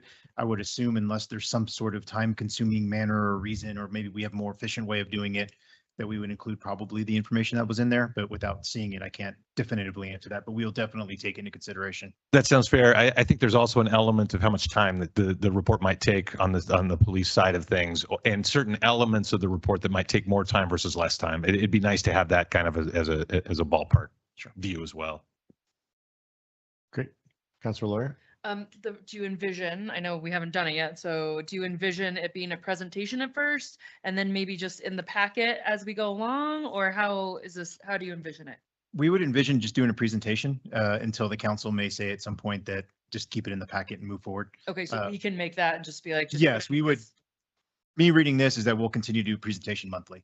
If that changes or wants to be modified by the council, you can obviously just tell us that to modify. And then if we want to modify, let's say the chief comes up in June and gives us a presentation and we want to modify and say, hey, this wasn't included. Would it be easy enough to include and not take too much time? We could do that at that point in time. Okay, great. Awesome. So Councilor just to Yazzie. be clear, Great. you're not modifying the resolution because the resolution just says an update. It doesn't specify that it be a presentation or written. Okay. So you're not modifying it. You just were asking for clarity on implementation. Exactly. Counselor Yazzie. All righty. Thank you for that. I was wondering, is this in addition to the other project that Ben Peters is working on? Or is that still going to continue forward? And then this is just an additional, I guess, push for the flock standards? I don't presume to speak for anyone. However, when Mr. Peters presented us with the ALPR ordinance, after talking with staff, I thought that this was an easy opportunity to, I think I've told Mr. Peters this a few times, that I really feel like the meat and potatoes of the ALPR ordinance or proposed policy is in the reporting and what we are giving back to the constituents. And so after talking with the city manager and the city attorney, we thought there might be an opportunity just to be able to submit a report, and then we can hammer out maybe some of those details of the APR. So they're somewhat conjoined, but I think they're two different things at this moment. To me, the reporting is the more important piece of this, personally, as one counselor. But so the sooner we can try to get some reporting out there to the constituents about what's going on and where these hits are coming from, then it just allows us the ability to be able to engage in what does the constituency want, and then how do we provide that information. All righty, thanks. Just as Councilor long Yasi, as, I can add, because it's a little confusing. Councilor Gonzalez actually, under new business, proposed that an ordinance come forward, and there was a slight modification to that. I did talk to her, told her that it was going to take longer than the 2 weeks between meetings to do that. So my office, in conjunction with Ben, police chief, we may even fly in a representative from Flock to work with us. And we have already put together a draft of a mass surveillance rights ordinance that we'll all sit down at the table and look at together and see what common ground we get to bring back an ordinance for you guys to consider sometime in the next 2 meetings. all righty, thank you. I appreciate that. Any other discussion? Great. Can I get a roll call, please? Mayor Pro Tem Lawyer, Yes. Councilor Gonzalez, Yes. Councilor Koso, Yes. Mayor Woodruff, Yes. and Councilor Yazzie. All right, moving on to consideration of ordinances, number 12.1. 12.1 is an ordinance amending the City of Durango Code of Ordinances, Chapter 27, the Land Use and Development Code regarding fast track review.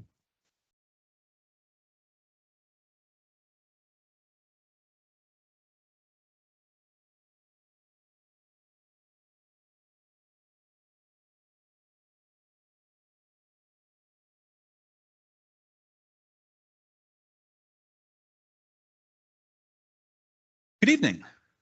Good evening, Mayor and Council. I'm Brian Devine. I'm the city's Housing Policy and Planning Administrator. I'm here today to discuss and make a staff recommendation for an ordinance regarding what we call fast track review. We see this as a core component of our innovative housing and economic development strategic plan goal. Specifically aligning with our vision of a multi-generational community and a thriving community.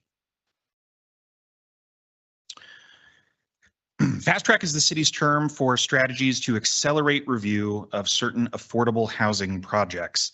I'm glad to have had the lead off today of Grace and Polko talking about the community survey results.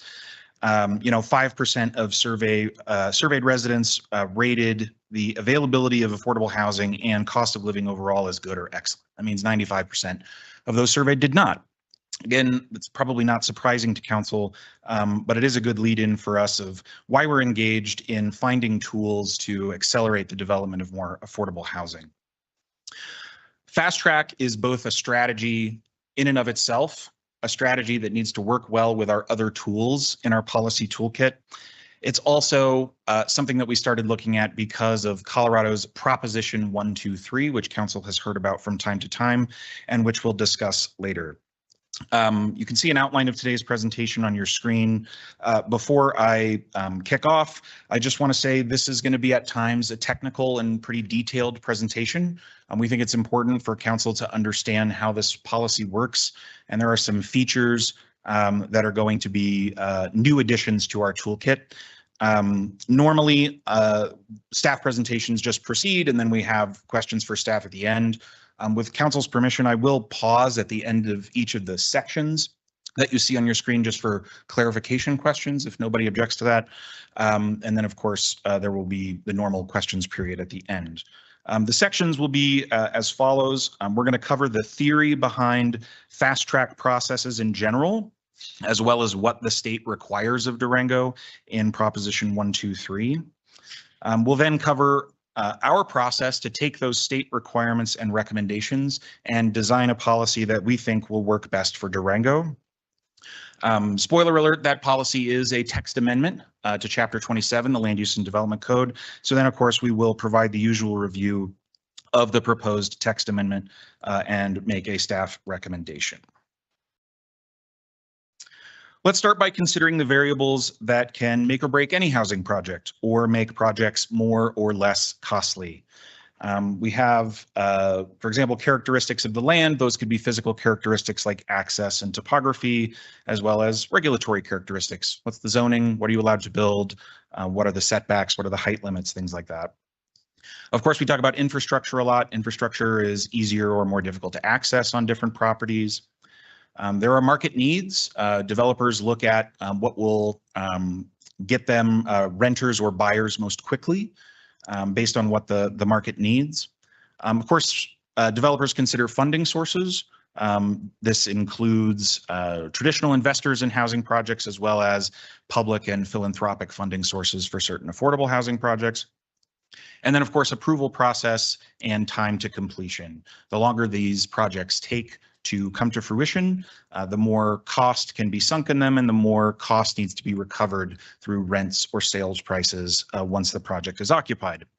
So which of these can the city influence in exchange for affordability commitments? Well, to some degree, probably all of them. But of course, contributing funding into a project takes funding away from other city goals. Changing the regulatory characteristics of land through something like rezoning or rewriting the zoning code has other kinds of trade-offs through traffic impacts or parking impacts in some cases. What we're going to focus on today is the highlighted one at the bottom, which is approval process and time to get projects approved and completed. The city does have some tools to bring projects along faster, and that raises the question of how does that work? Why does that act as an incentive in exchange for affordability commitments? And does it present any trade-offs? It may not be obvious, but improvements to time and certainty for a project are subsidies that can be leveraged in exchange for affordability. The three main reasons are on the screen. The first is borrowing costs, especially when interest rates are high. Developers borrow money at the beginning of their project and need to earn revenues through sales and rents to pay back those loans. The longer that takes, the higher your borrowing costs. Developers also have property tax burden during development. The longer that they own a piece of property without generating revenue from it increases their tax burden. They have to recover those costs again after the fact. And then maybe least obviously, but critically important is likelihood of success, or if you want to flip it, the risk of failure. Investing all of this time and money into a project that does not come to fruition, that does not generate revenue, means that that developer needs to then go find more revenues on their next project. So all three of these, if we can provide improvements, can be leveraged in the form of more affordability when the project is actually occupied. This is the theory behind fast track approval processes generally. And one of the reasons that you'll find this, not just in Proposition 123, but in like housing policy guidance in general, is that these are subsidies that do not create a burden on the city's budget or the city's inventory of public land. So these are ways that we can incentivize more affordable projects without drawing away from what in Durango especially is a very limited resource. So we might have looked at fast track in general, but the state has told us we have to anyway. So this is a good entry point for Proposition 123. Prop 123 is Colorado's largest affordable attainable housing policy and its largest funding source. It was passed by the voters in 2022, and it is Durango's largest expected source of affordable housing funds for a variety of projects and initiatives. To remain eligible for state funding, jurisdictions must enact a process providing certain projects approval or denial within 90 days. That 90-day clock starts when an application is complete and technically sufficient. So there's, of course, lots of discussion with developers and with the community before an application is actually submitted and before it's actually complete. As you'll see, there are certain extensions provided in Prop 123, and this doesn't apply to every project, only those needing certain permit types and those meeting an affordability standard. So the state says that we have to do this. We have to come up with a way to provide eligible projects approval or denial in 90 days, subject to certain extensions, but they don't tell us how. They tell us what we have to do, but they don't tell us how to do it. We're going to come back to this problem later, how we took the state's requirements and recommendations and made them into a proposal. But I do want to first cover what those minimum requirements are. In part, as the council knows, there is no single definition for affordable housing, so we have to be really specific on what we're talking about here. To do so, I'll reintroduce the concept of the housing continuum. Council has seen this before, but the way that we talk about housing opportunities and housing programs is by relating them back to area median income, or AMI. AMI is the median income in your county, so half of households are above that median and half of households are below, adjusted for household size. And this, of course, allows us to make comparisons across household types as well as across counties and states. This is the housing continuum that's used by the Colorado Housing and Finance Authority. And in general, you'll see below 30% AMI, we're talking about pretty specialized housing. In the 30 to 80% range is sort of our traditional affordable rental housing. Middle income rental housing in today's market is also a category we need to focus on. Centered around 100% AMI, so the median household.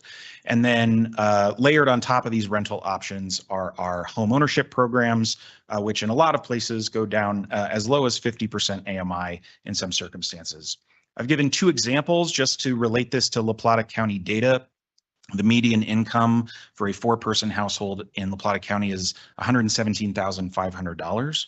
And that translates, making a couple of assumptions, to around $3,000 a month in rent, or an affordable home price just over $400,000. Just as another point of comparison, 1-person household making minimum wage full-time comes out to about $31,500 of income. That's about 38% AMI. So this just kind of situates the kind of households we're talking about and the kind of housing opportunities that are targeted at them. The minimum state requirements are also based on AMI, and they're different for rental projects and ownership projects. This can be a little tricky to understand, so we'll walk through it and then I'll pause for questions.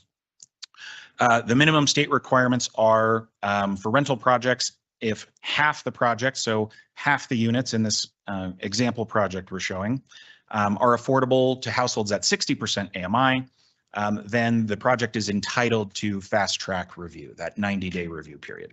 Ownership projects exactly the same, except half the project needs to be affordable to households at 100% AMI. These requirements apply to certain types of permits only, and I will talk about what those are. But in general, we're talking about projects that are half affordable according to the state's definitions. What are some examples of projects that would not be entitled to fast track review or not required to receive fast track review? Well, one way you could be not required to receive fast track review is if you're less than half affordable by that same standard, or if you are half affordable but at a higher income level than the state's minimum requirement. I will check in here for clarifying questions on AMI, the theory behind fast track, or anything before moving on to our process of developing a policy recommendation.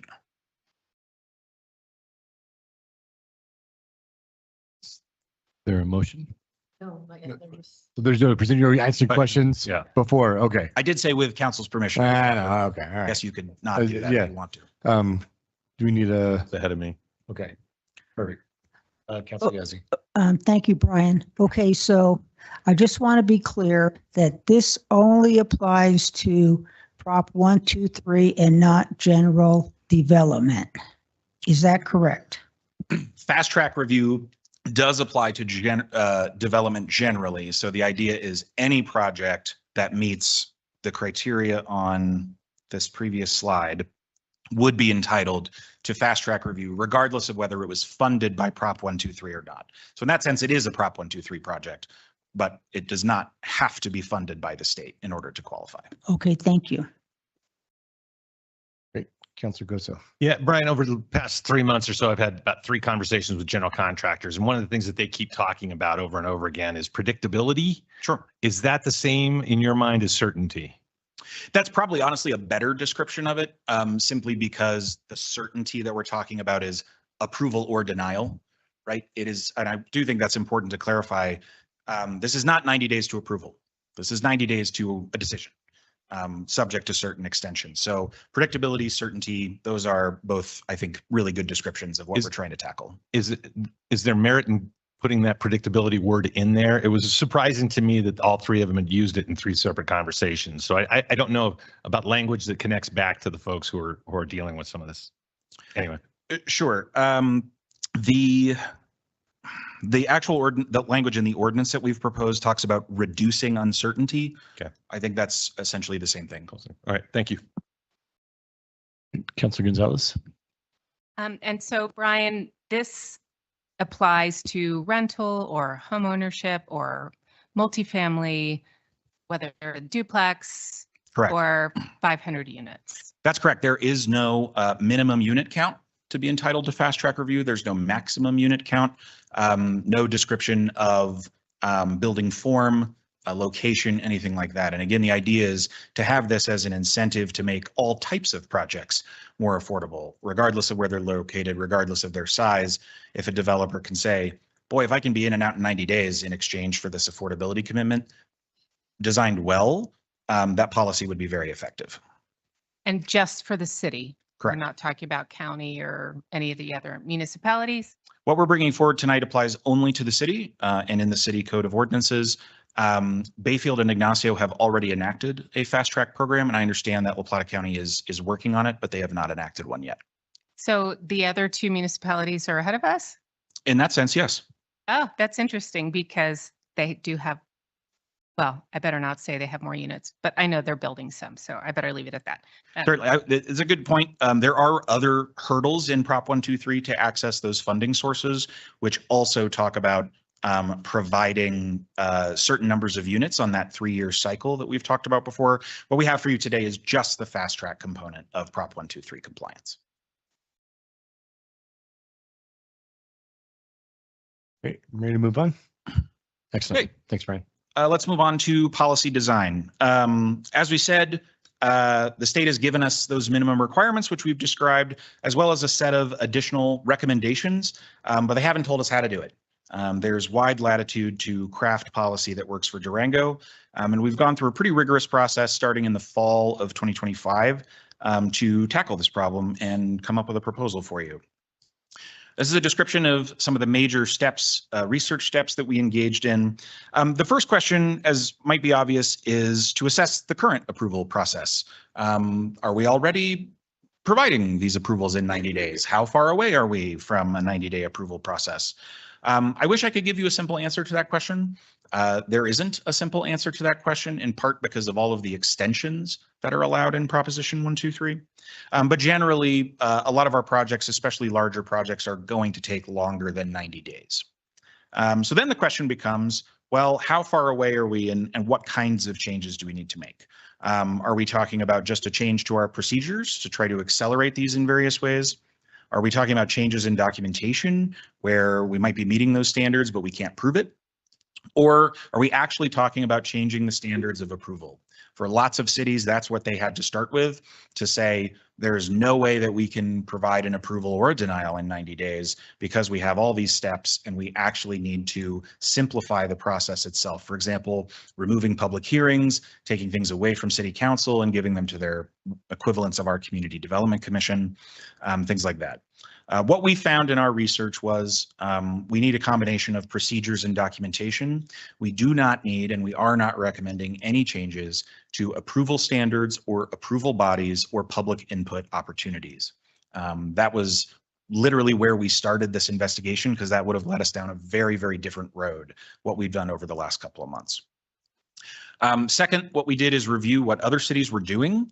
And there are about 100 jurisdictions in Colorado that have adopted a fast track program of some kind. And unfortunately, they're all over the map. Some have adopted purely procedural documents. Some have done what we're proposing, which is a kind of a targeted code amendment, and others, especially those that needed to make changes to their approval standards, have engaged in wholesale code rewrites. Finally, what we did is engage with prospective applicants. So the people who are actually going to be putting projects through this kind of process, we wanted to know what parameters would act as an effective incentive, and especially whether those state minimum standards were sufficient or whether we needed to include some state recommendations in addition. And frankly, the response was they haven't been thinking about projects this way. This is not an incentive that's ever been available in Durango before, so they found it really hard to predict, here's the program design where I would use it frequently to make projects more affordable. And we'll talk about how we've incorporated that feedback into the proposal. After our initial research, we needed to start doing policy design, and we started with a couple of goals. The first, obviously, is Proposition 123 compliance to maintain access to the funding source and our commitment to provide more affordable housing options to Durango residents. The second is to provide a clear and binding incentive to developers. What we mean by this is provide a signal to developers that if they meet our affordability goals, they will receive the incentivized review. It's not going to go away just because we're too busy or because other things are going on. The third, as I said, is to preserve public input processes and approval standards to make it really clear that that's not what we're shortening to get to that 90-day standard. And then number four, in response to that developer and lender and contractor feedback, is to retain flexibility in the process. Because we don't know whether the state minimum standards will be an effective incentive on their own, we want to retain flexibility to adjust the program parameters in certain ways. Goal one is achievable through a variety of approaches. State has approved just procedural updates. They've approved these wholesale code rewrites and everything in between. Goals 2 and 3 argue for putting language in our land use and development code, right? That's where it's as clear as possible. That's where it's as binding as possible on the city. And that's where our public input and approval standards are already found. Goal 4, however, argues for including procedure and not putting things in code because code is difficult to amend. So what you'll see is our best attempt to have it all and meet all of these goals to the extent possible. That proposed policy design is a text amendment to the Land Use and Development Code. The code amendment that's proposed before you and that's been introduced as an ordinance clearly meets the state requirements. In fact, there are lots of places where we just actually copy the exact language out of Prop 123 to make that clear. We've provided developers signals to lower risk and increase predictability directly in the code, again, to make those as clear and binding as possible. Those are concurrent review and prioritized review. Concurrent review meaning if you need multiple permits, we're not going to take 90 days on each one. We're going to, wherever possible, review those simultaneously and keep the overall process at 90 days. That's something the city does wherever possible anyway, but we thought it was important to highlight that as a signal to lower risk. We're also putting in the requesting that we put in the code explicitly that these projects will be prioritized in staff reviews so that they, again, developers feel this isn't going to slip. If I meet this affordability standard, I will be at the head of the line. I will get my response in 90 days. As I said, our text amendment preserves all public input opportunities and current approval standards. And then we have this feature where we're trying to retain flexibility through what we're calling administrator determination. Administrator determination allows the administrator, who is the community development director, to expand fast track review to other project types or other affordability standards within a couple of guardrails. And we'll discuss this more later. But at the moment, I just want to highlight this is how we attempt to reconcile our goal for clarity with our goal of flexibility, is to put things in the code, but then allow the administrator certain allowances through this administrator determination process. That's where I'll pause for clarifying questions on our process and our overall theory, and then we'll actually dive into the text amendment itself.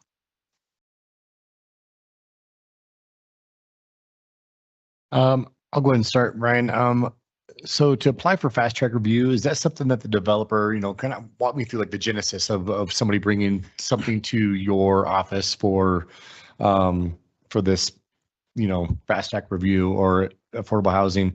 Is that something that developer comes to you with in terms of like, hey, I've got this affordable housing project, I want this to be a part of this program? Or is that something that you all flag internally, like, oh, hey, here's this project, and we reach out and we start the process? Like where does that Sure. It can work in either direction. We chose not to require developers or applicants to explicitly request fast track review. We did consider that. We decided, they're eligible for it. If they meet those standards, we should be giving it to them, whether they sort of know to request it or not. In practice right now, every project that would qualify for fast track review, the city's already very involved in before we get to it. So we have either city land involved, city funding involved, support for state and federal grants that comes from the city, any number of ways that the city sort of knows about the project and knows it's on the horizon. There is a version of this where this program, if it's designed correctly, could provoke developers to say, you know what, I actually don't need all of that. I just need the 90 days. And here's my proposal. Here's what I'm willing to do. My guess is that will take some time to become more comfortable. We also, as I said, don't know if the state minimum standards where we're starting with this proposal will be sufficient on its own, or whether we'll need to expand eligibility or add flexibility in other ways. So that's all to say, developers, it probably will start well before that clock starts, the city's involvement. But if it's designed well, lots of projects will choose to become more affordable in order to access this program. Okay, great. Thank you. Any other questions before we move on? Great. Go ahead. Okay. So let's talk about how to review a text amendment. You've done this before, but for those in the audience who may not know, text amendments are red lines. So text in red in your packet beginning on page 93 is where the red line appears. Text in red is our proposed additions, and text in black is what's existing and unchanged. We are proposing a new section, modifications to 2 existing tables, and a couple of new definitions. To start with, the amendment includes a new section in our permits and procedures piece of the code with a purpose statement, again, matching those minimum standards to be as clear as possible that we are compliant with Prop 123, defining the process, committing to that 90-day period, and offering those clear incentives, concurrent review, and prioritized review, both of which I've already described. We haven't talked about extensions yet. That is a key part of our fast track proposal. We are proposing to incorporate all of the allowed extensions that Prop 123 permits into our code. Just briefly, those are an extension at applicant request. They could at any time request an extension. They can also opt out of fast track review at any time if they want to. We would provide extensions to comply with state law or a court order. We would provide extensions to allow for review time by required external agencies. This is a big part of our planning and permitting process. Review, for example, by the Fire Protection District or by CDOT. If they are not getting us timely comments, we don't want to be headed for denial simply on that basis. So Prop 123 allows, and we've incorporated that we would grant extensions for their review periods. And then finally, revisions in response to requests by the city. So it's pretty rare for any proposal for a land use permit to be approvable as it is originally submitted. Normally, we find something in there that's not compliant with the Land Use and Development Code and requires a request for revisions. Prop 123 allows for that 90-day clock to be extended in that case, and we have incorporated that into the proposal. And then finally, as I discussed, we have the administrator determination provision in order to expand fast track review to other types of projects, which I will describe further in a moment. Before I do that, I just want to walk you through the 2 tables. These tables are the procedural heart of our Land Use and Development Code. They describe what approval or permit is required and when. I've given just 5 examples here. There are dozens of different approval and permit types in the existing code, but just tried to pull out a couple that talk about the kinds of projects that people are doing, who that approving body might be, and whether it would be eligible for fast track review. So recall here that black text is unchanged, including all of our approval bodies and when those permits are required. And then the red text is what we're adding in this new column, eligibility for fast track review. And essentially what we've done here is split every existing permit type into one of 3 categories. The first is yes, wherein Prop 123 says you're entitled to fast track review if you're using this type of permit. So the 2 examples here are our use permits and our preliminary development plan in most cases. Those would be required to receive fast track review if they met the relevant affordability characteristics. NA, not relevant. Good example here is fence and wall permits. These we really don't need to be accelerating. It's not really related to the affordability characteristics of the project. And then there's this middle category, which is AD, administrator determination, where Prop 123 does not require that we provide them fast track review, but we would be able to under this proposal after the administrator determination. The general categories that these fall into are more like zoning and rezoning or comprehensive plan amendments here, as well as subdivision related permits. The example here is a final plat where we're establishing the final property boundaries for a project. These are all things that the administrator could decide to offer fast track review if we had capacity. We've shown this before, but these projects that were not required to receive fast track review that I showed at the top of the presentation would be eligible to be fast tracked after an administrator's determination. So again, the administrator could decide, you know what, we're just not getting any projects using this tool under the basic standards.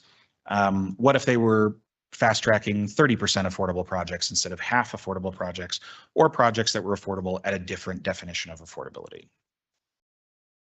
So in summary, our proposal maintains access to Proposition 123 funding. It provides as clear an incentive as we can make for affordable projects through this method.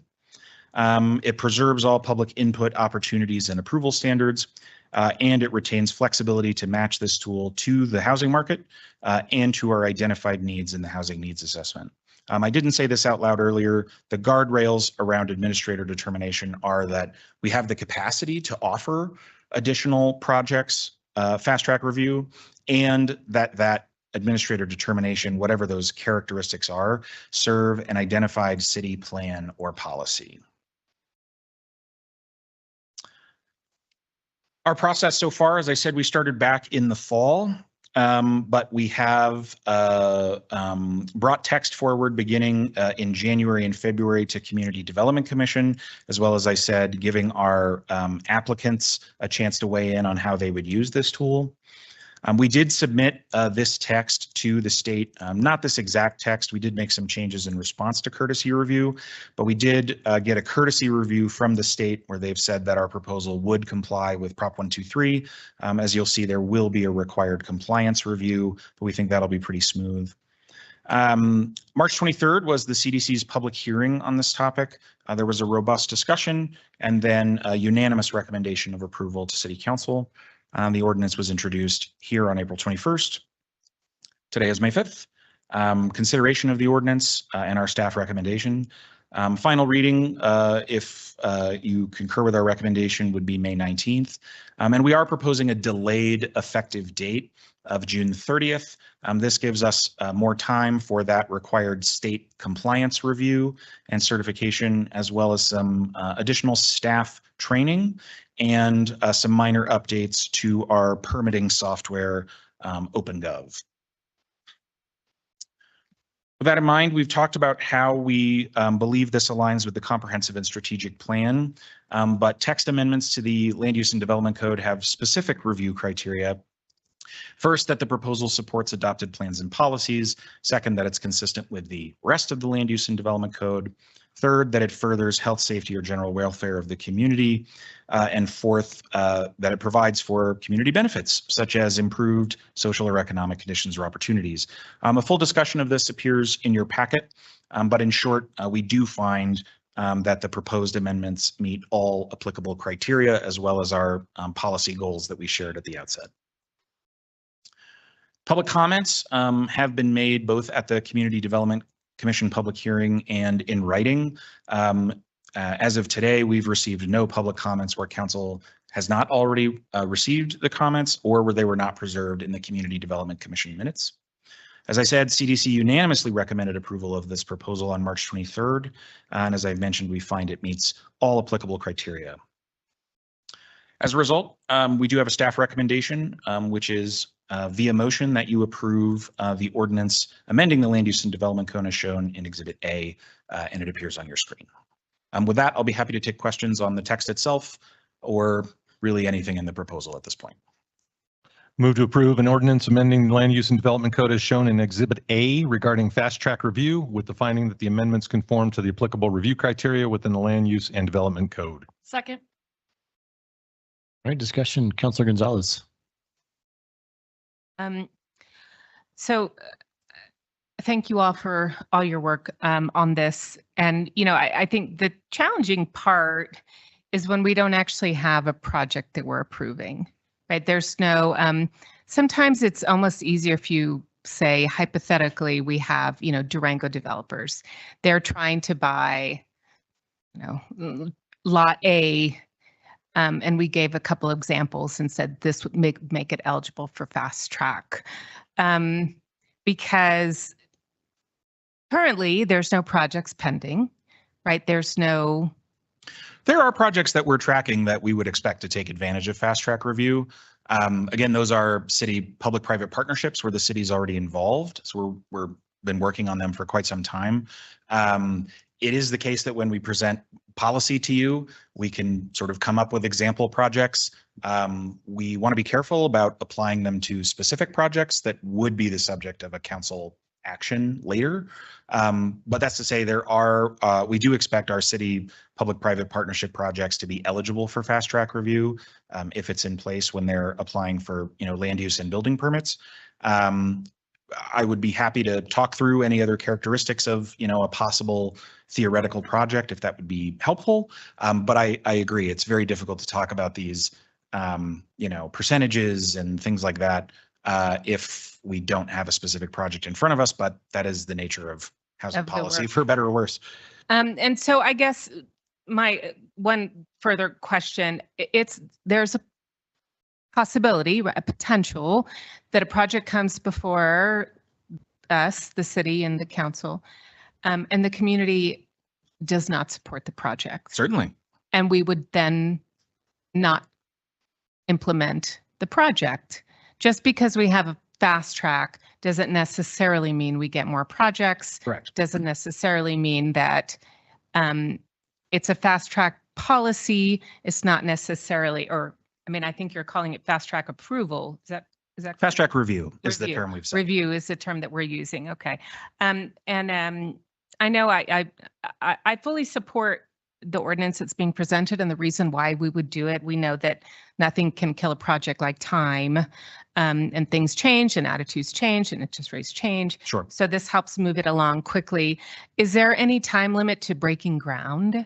There's not. That's a good question. The 90-day clock starts at when an application is complete and sufficient.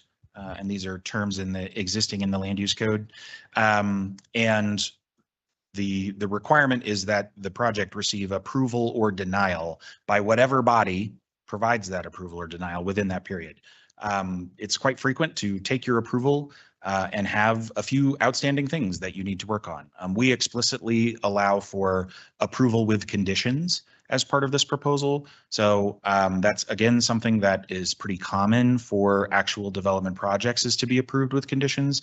But no, the 90-day clock is solely for our review period and our ability to arrive at a decision from the city's standpoint. If they also need, I don't know, funding from the state, they're not guaranteed that they'll get that in 90 days. If they also maybe need, I don't know, Army Corps of Engineers wetland permit, they might not be guaranteed that in 90 days. It really is about accelerating our part of the process and doing what we can to give an incentive in exchange for affordability that isn't money or land.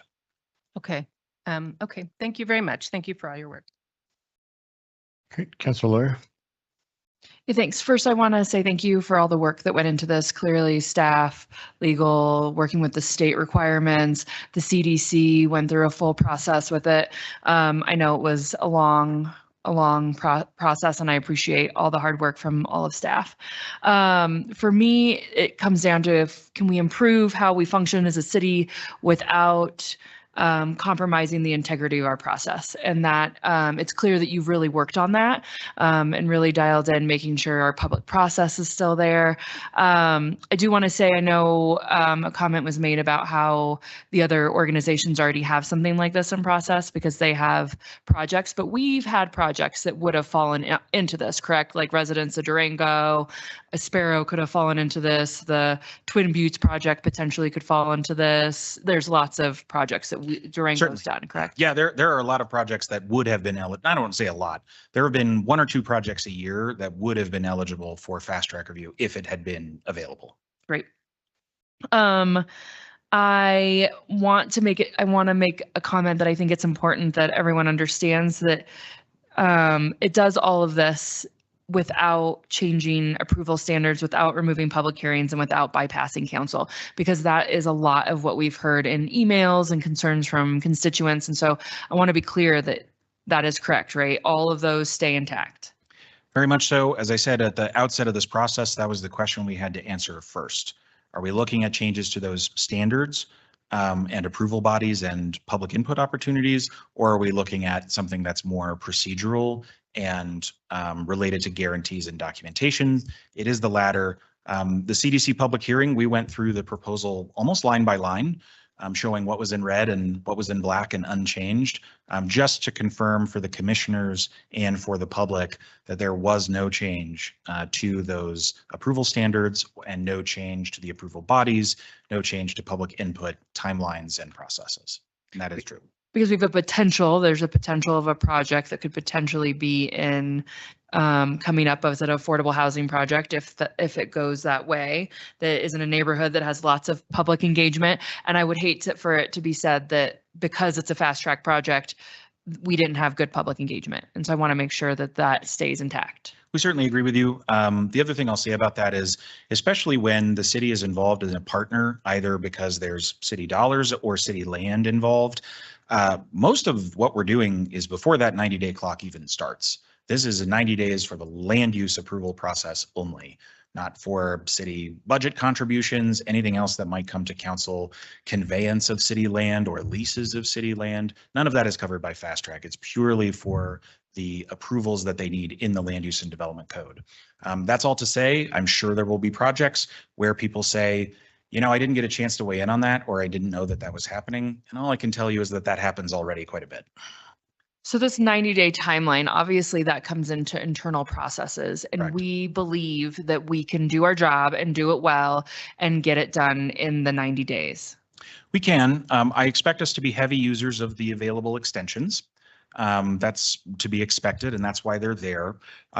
When we have talked to our applicant community, we've tried to make really clear that if you're relying on a 90-day time clock to make your project work, this has to be approvable with your first submission. Otherwise, we are going to be using those extensions to ask you for revisions so that it complies with the Land Use and Development Code. I do think that even with extensions, this can act as a really useful incentive, because what we're doing is we're accelerating each of those review phases and providing comments faster, and we're coordinating better between departments and outside agencies. But the number of projects that would be complete in exactly 90 days will probably be less than the number that has to take advantage of one or more of those extensions. So I also think that this will evolve over time. When we make changes to the Land Use and Development Code, it generally takes some time for that to sort of filter through applicants' financial models or their business model or the kinds of projects that they're familiar with. I can tell you when we did updates to the Fair Share Inclusionary Zoning program in 2024, and introduced a new feature for a certain affordability level, it wasn't until about 2 months ago that we got the first proposal in that category. So it does take time for developers to identify features in the code and how they can apply them to their own business. And we do have some ideas of how to make it really clear what this incentive is, and also to say, again, if you're relying on 90 days and not just an accelerated process, your submission needs to be really good. I have a couple more questions, but I can go after you since my time ran out. It's only because Brian talks too much. I do. I'm kidding. I was asking a lot of questions. I'm joking. First off, before I got some questions, I just want to say I'm super proud that you all on the team decided that the approval standards and the public engagement were tantamount to not change, and we stayed. We maintained our integrity to the public and to the council body, and kind of do what we were elected to do. So, thank you for putting that forefront in your decision making on how you address this fast track program. So, really proud of that. You guys should be proud as well. So, you said something earlier, and it just dawned on me that there's outside forces that affect timelines, right? And so are there agencies that do potentially impact the 90-day timeline? Are they adopting similar policies, or is the state mandating them to fast track anything? Or is this solely, I know you said it's only on us, but we're doing internally, but have you heard any conversations around do fire agencies have to fast track things as well? That's a great question. Prop 123 does not apply to those outside entities in the way that applies to general purpose governments like cities and counties. The Fire Protection District is under no obligation under Prop 123 to accelerate their reviews for affordable housing projects. I will say we have regular discussions with our external agency partners about how we can accelerate review timelines and coordinate better in general. The reason that this language appears in the proposal is because Prop 123 does make that distinction between a revision in response to requests by the city. That's in our control. We can coordinate those. We can provide comments once instead of you're getting comments from each department over a period of several weeks. These are things that we already do, but things that we would accelerate and coordinate in a coordinated manner, as opposed to outstanding review by a required external agency.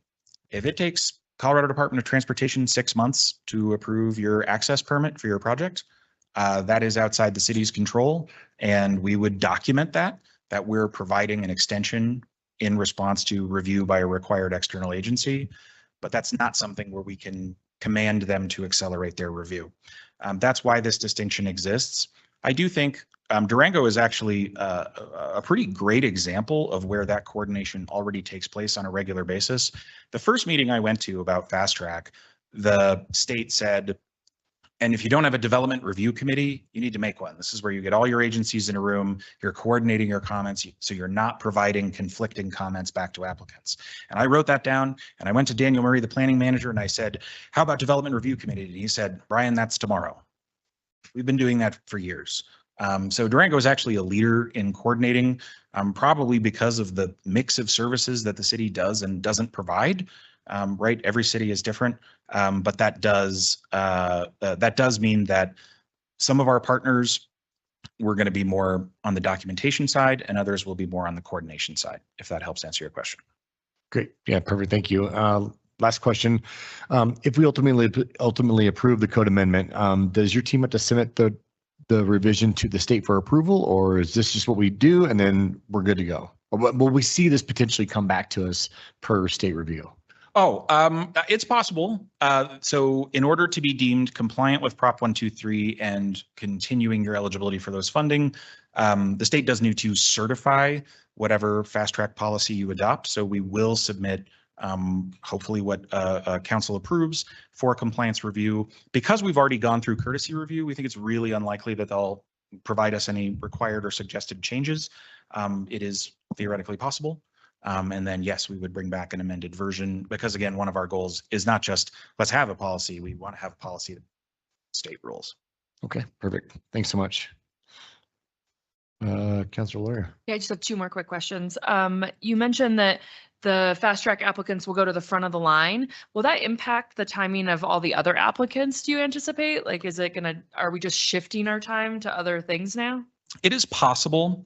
As I said, with the starting point here of just those state minimum affordability requirements, we've had 1 to 2 projects a year that would have been eligible for fast track review. So I think it's really unlikely that we would have enough volume of fast track projects to actually miss our targeted reviews for any other type of project. I think if we had gone too far and said, you know what, we're going to offer fast track review to every residential project, right? We need housing. You provide housing, we'll accelerate it. It's probably likely that we would impact our review timelines for non-housing projects. So we think that administrator determination is a great way to thread the needle on that, where we're starting with the state minimums, and then we can respond to the kinds of proposals that we get to say, you know what, we do have capacity to open this up a little bit and fast track other types of projects. But if we don't have that capacity, the administrator is not empowered to make that determination. There must be a finding of sufficient capacity. Sorry, and then last, do you think that utilizing these fast track processes, would you guys be able to use maybe some of these in your general, like take them on for all projects and like potentially streamline all of the projects that we do? Yeah, we've had that question before. I think we've learned a lot by investigating our current processes, by talking with our partners, by going through the code. You all have already seen code amendments that clean certain things up and provide more clarity to developers and proponents. So I think there's a lot of lessons to learn. I think if council was interested in fast tracking other types of city needs, we could take some of what we've learned here. I imagine some of the language would be quite different just because there isn't a Prop 123, for example, for childcare. There isn't a Prop 123 for economic development projects. So I think we've learned a lot that would be useful. And I don't think we would use probably quite the same language. Anyone else? Great. Get a roll call, please. Counselor Gonzalez. Counselor Yazzie. Yes. Mayor Woodruff. Yes. Mayor Pro Tem Lawyer. Yes. And Counselor Koso. Yes. Thank you. Moving forward is item 12.2, which is an ordinance amending in pertinent part the Durango Code of Ordinances, Chapter 16, noise.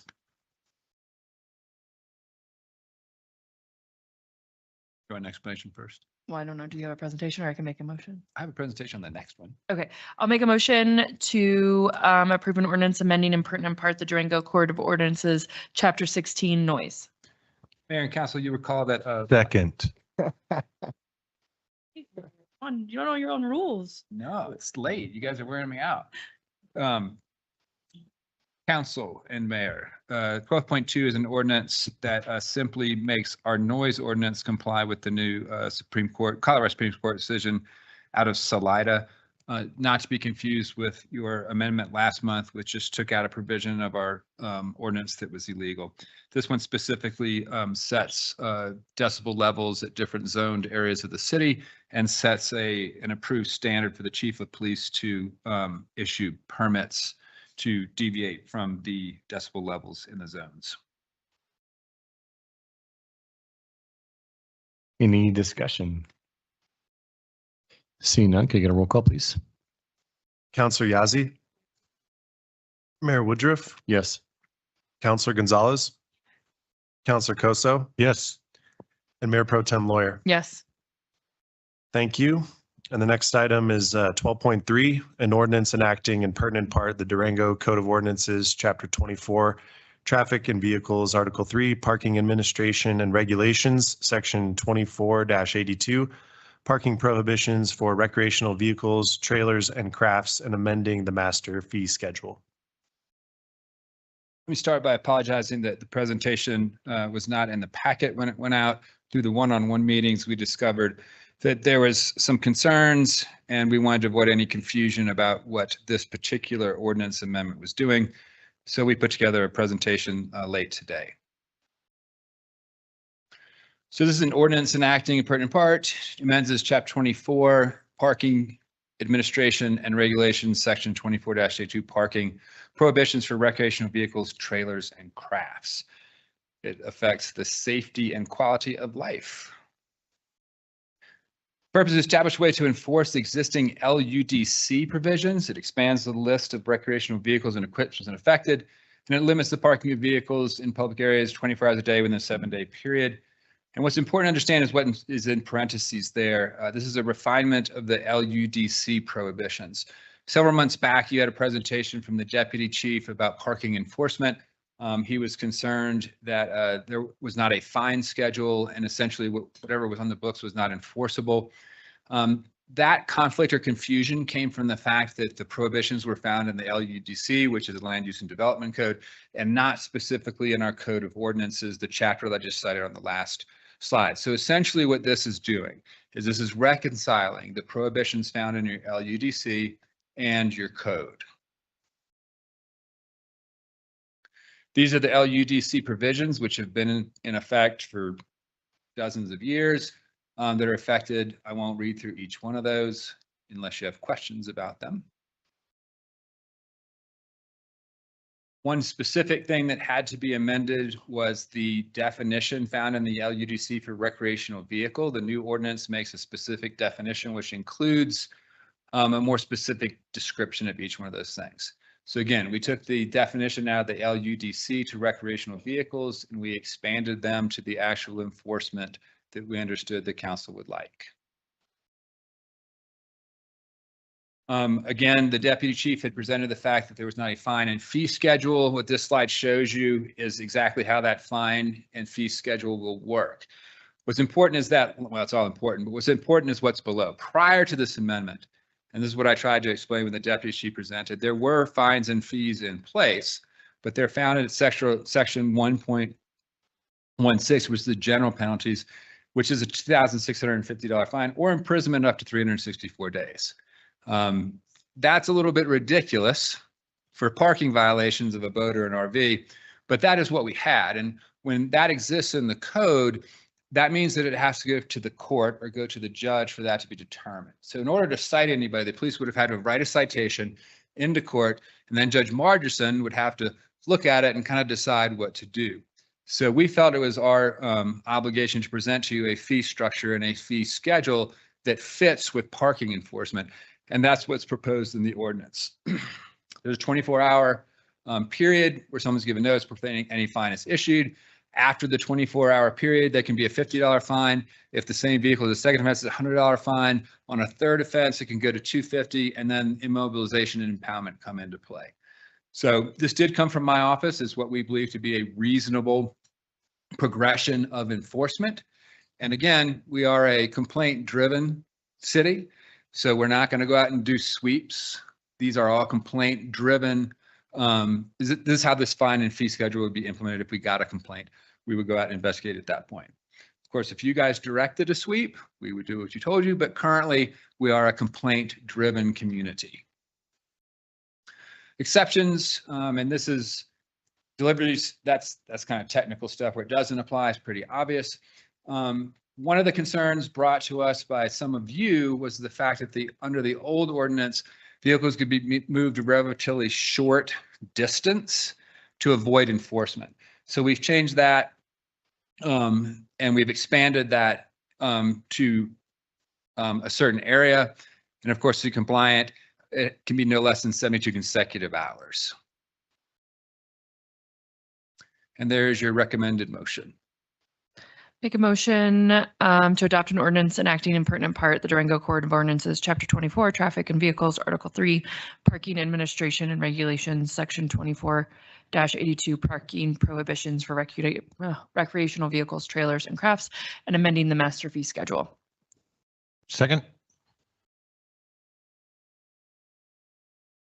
I'll start.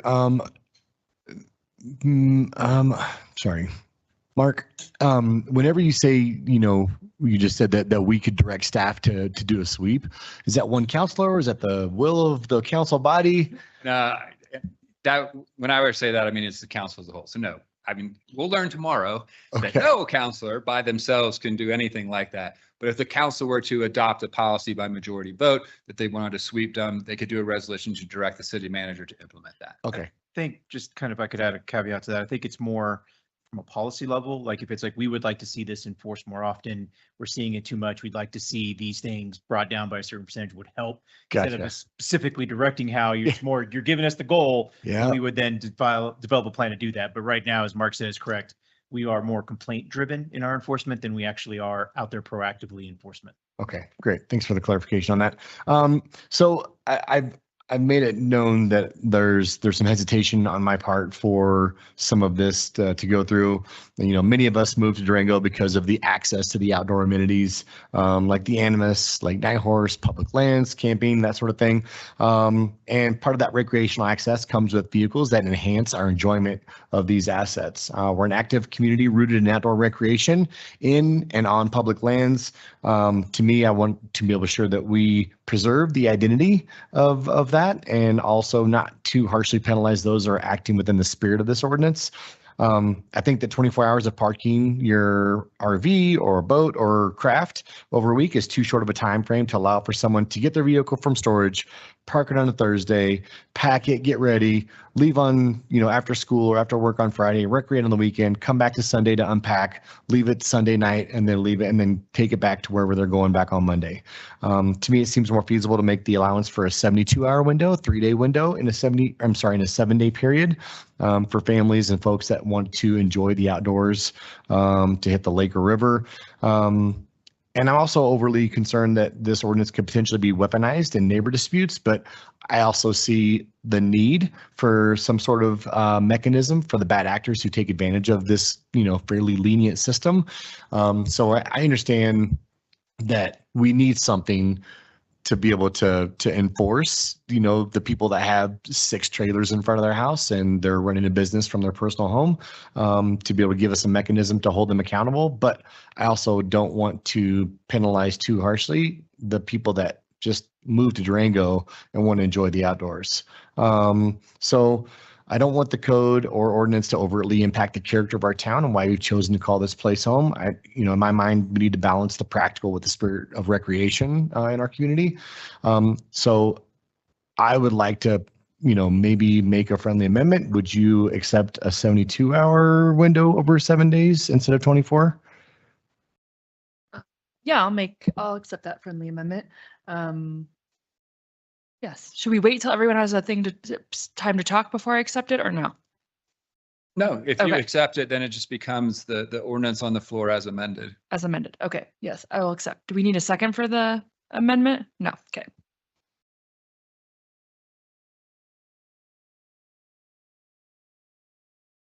Thank you.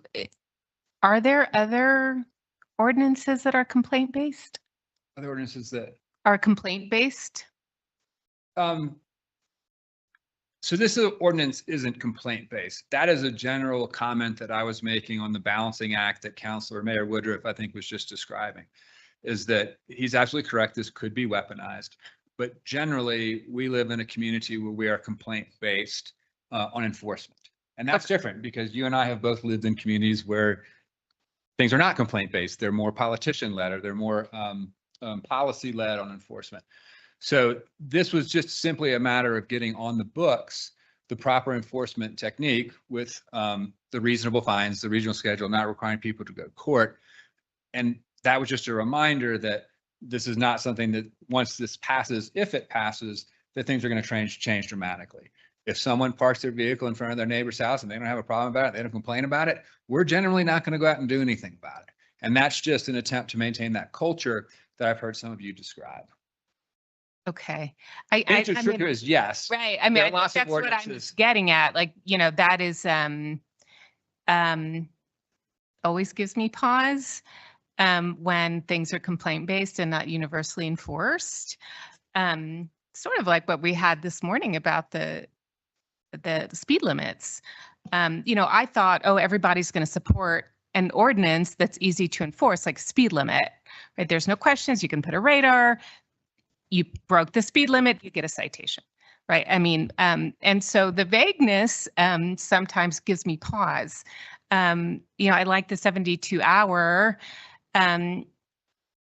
addition, and also, I don't know, it gives me a lot of pause to think that, you have some just complaint-based enforcement policy and not a universally enforced policy, because it's often used to weaponize people.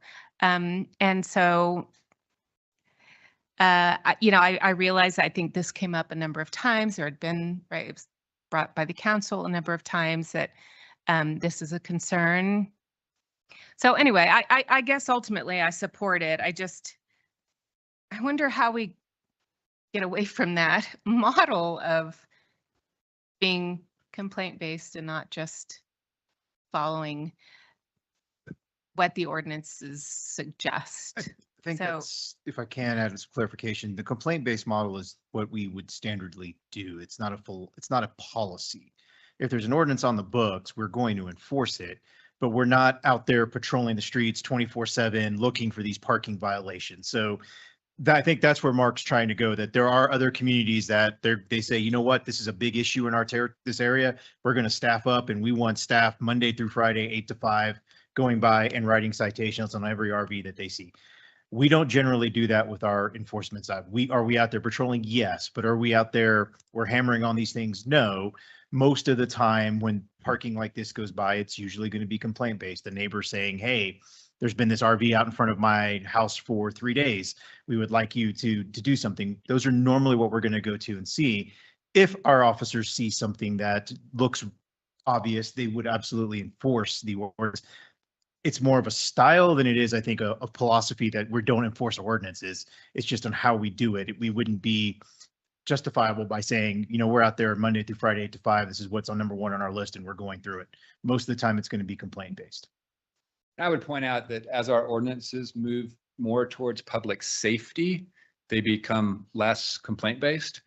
I mean, if there's an ordinance out there that needs to be enforced because it's putting the public at risk, we're not waiting for a complaint to do it. We'll go enforce that. So we may have done a rabbit hole with that one with my comment, and I apologize for that. But again, that's just trying to balance the concerns that we've heard about this, bringing this ordinance before you. Councilor Coso.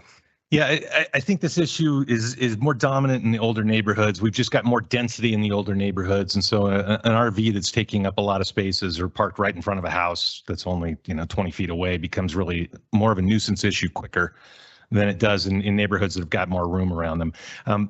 I guess my original intent when we started working on this, what seems like forever ago, was to try and give the officers the ability for discretion.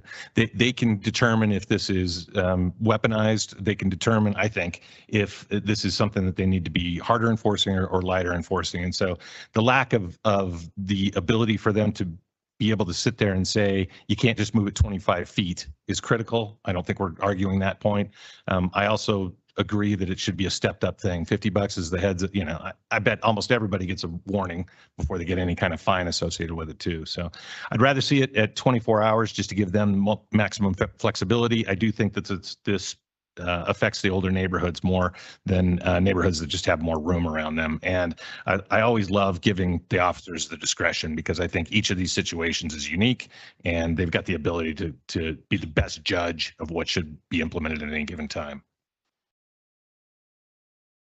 Councilor Lawyer. Yeah, I'll keep it brief. I agree giving the officer some legs to stand on in situations where people are taking advantage and not being good neighbors, because I do see that aspect of it. But I also see this is the community we are. This is the spirit and nature of Durango. And I want to encourage people to have their rafts and have their, campers and go out and recreate and enjoy why we live here. And so I feel like that 72 hours is like a good way to, find that common ground and that balance. And then hopefully if something is out of control or it's not working, the chief or deputy chief will come back to us and say, that 72 hours is a nightmare and we hate that you approve that, city council, but we love you, city council, of course, but we hate you approve that. Say those words to us and then we can look at it again. Does that make sense? All right. Councilor Coso. Just a quick question. Did you talk about 24-hour, 48-hour, 72-hour? Was there any determination or conversation that went into why the timeline that you've chosen? So Maya of my office isn't here, and she's the one she was more involved. She was directly involved with the police department and what she brought. So I don't have the answer to that specifically. Okay. I can tell you as the supervisor of that office, I don't have an issue with the 72 versus 24. You get longer than that, you do bump into some issues, larger issues with free public parking on public streets. But I'm comfortable with the 72 hours, but wouldn't be with anything longer than that. I've got one question too. In October, I believe we do some effort to clear RVs off the streets because of snow plowing. Do I have that correct? It's not a Yes, sweep, but we'll see, like at times when we have snow plowing in parts in there and we know it's snowing, we will be much more vigilant with it. I think probably instead of the word that we're looking at, and Bob just said it is discretionary. There are times where we know we got to ramp up on it because we're seeing it get out of control. And then when it's not out of control, there's times that we're not going to be as ramped up about it. And if there's a safety issue, if we've had some near misses on large RVs and kids playing in streets or anything along those lines, is there any way to accelerate that? If I want my 72 hours, I'm going to take it no matter how much I'm blocking an intersection or something along those lines. Safety wise, officers can still make a call. Is that correct? That's actually a separate ordinance. Okay. That if a RV is parked in a situation that creates a safety issue through a line of sight, that's something they can act on until immediately. Okay.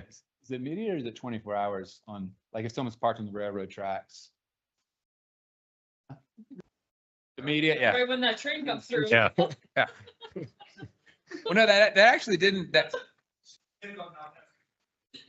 that was actually an amendment that you guys approved 6 or 8 months back because there was some issue about some of those ordinances and how quickly they can be enforced. But you guys amended those probably 6 months or more ago. Great. Any other conversation? Great. Can I get a roll call, please?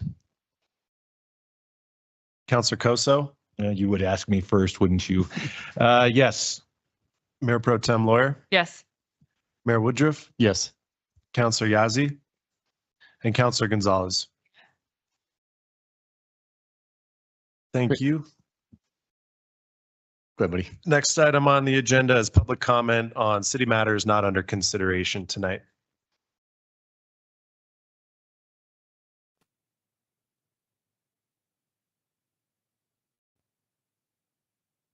Public comment is encouraged on city-related matters even if they are not set for consideration by the council on tonight's agenda.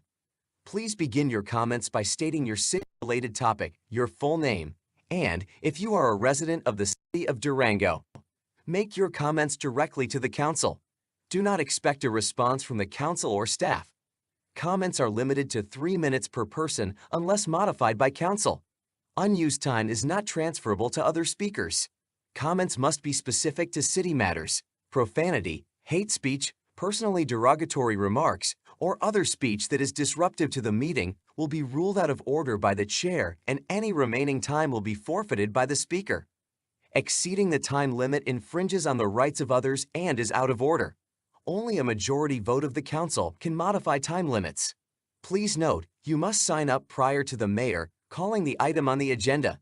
Signing up after the item is called will result in your name not being called to speak. Thank you. And the first individual signed up to speak is Jeff Hickox. Oh, there he is.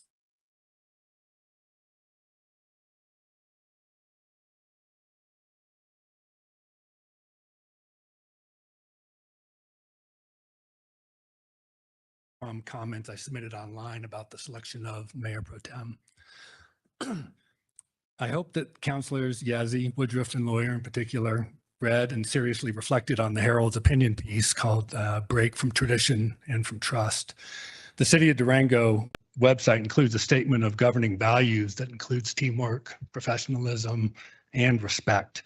I believe Councilor Yazzie's decision to abandon that tradition and pass over Councilor Kip Koso in her nomination for Mayor Pro Tem for no really apparent reason or well-articulated reason, and without any prior discussion with Councilor Koso, undermines teamwork, the first of those values. I also believe her action calls into question not only her professionalism, but also that of Councilors Woodruff and Lawyer, who fell into line to support what appears to be a petty and personal slight. Finally, this action shows a fundamental lack of respect, not only for Councilor Koso, but for the electorate that overwhelmingly voted for him. The appearance, to me, is one of personal and unprofessional biases and disagreements interfering with the role of public service. Worse, it comes across as a power play by sitting incumbents to resist new ideas and changes brought forth by the newest members of the council. And this appeared to be in deference to a perceived leadership style that would be compatible with city management. I personally voted for every one of you up here. And as a voter and a constituent, I would consider it a petty slight if this had been done to any of you behind your back, and without any transparent or truly substantive reason behind it. I applaud the work you all do. It's a hard job. I respect anybody who steps up to serve in public service. You guys have shown a lot of attention to detail tonight and the things you've addressed.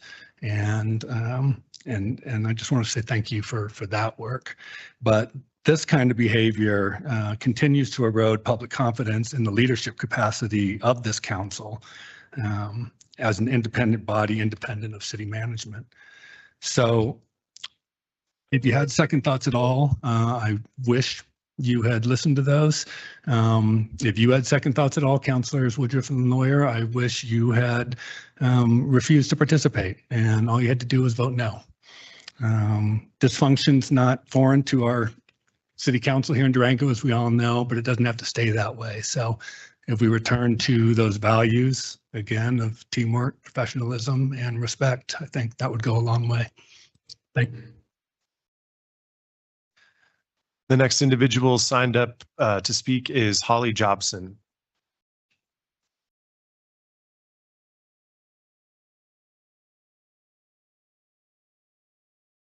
Councilors, I'm Holly Jobson. I live in the city of Durango. I'm here to talk about the Arts and Science Building next to the old high school. Some of you may know it as the Big Picture School. This building is viable. It stands, it functions, and yet you are discussing demolishing it at enormous cost and with real health risks and significant environmental harm. I urge you to reconsider. First, the cost. Asbestos abatement of a commercial building this size routinely runs hundreds of thousands of dollars before a single wall comes down. Demolition, debris hauling, and disposal of asbestos contaminated material add further cost. Has this full analysis been done? Has it been shared publicly? Second, the health risk. Asbestos mitigation is only as good as its execution. Even with licensed contractors, demolition disturbs materials that are otherwise stable and contained. And those fibers don't stay on site, they travel. Within a block of this building, there are more than 100 children in daycare and at a Montessori school. There are Buckley Park events. This is a busy area. It's kind of the heart of Durango. The question isn't just whether we'll mitigate, it's whether mitigation can ever be fully effective. The honest answer is it cannot be guaranteed. Third, the environmental impact. Demolishing a functional building is one of the most wasteful acts of the built environment.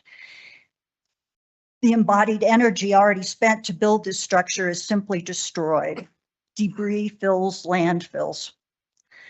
And asbestos contaminated rubble requires special disposal that carries its own long-term environmental liabilities.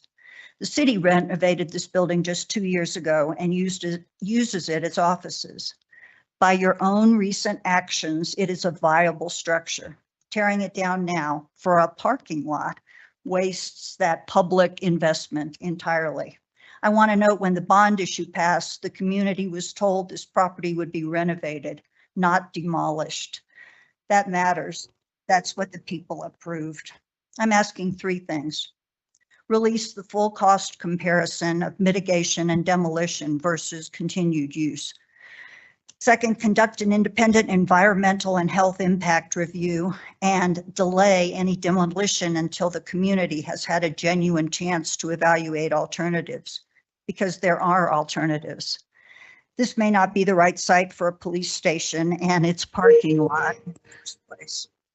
This building has served its community well for 50 years. The city just invested in it again. It deserves more than this, and so do the people of Durango. Thank you. And the next individual signed up to speak is Charles Shaw. Indicated he was in person. Not online.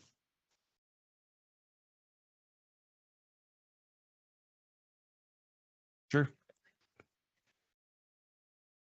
Not online, Evan. Okay, thank you. The next individual who indicated that they were online is Andrew Allport.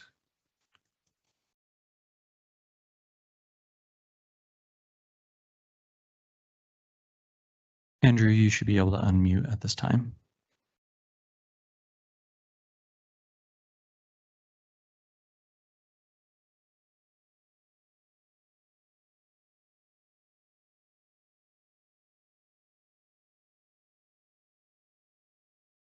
Andrew, if you're having troubles, Control-Shift-M does help to unmute you sometimes.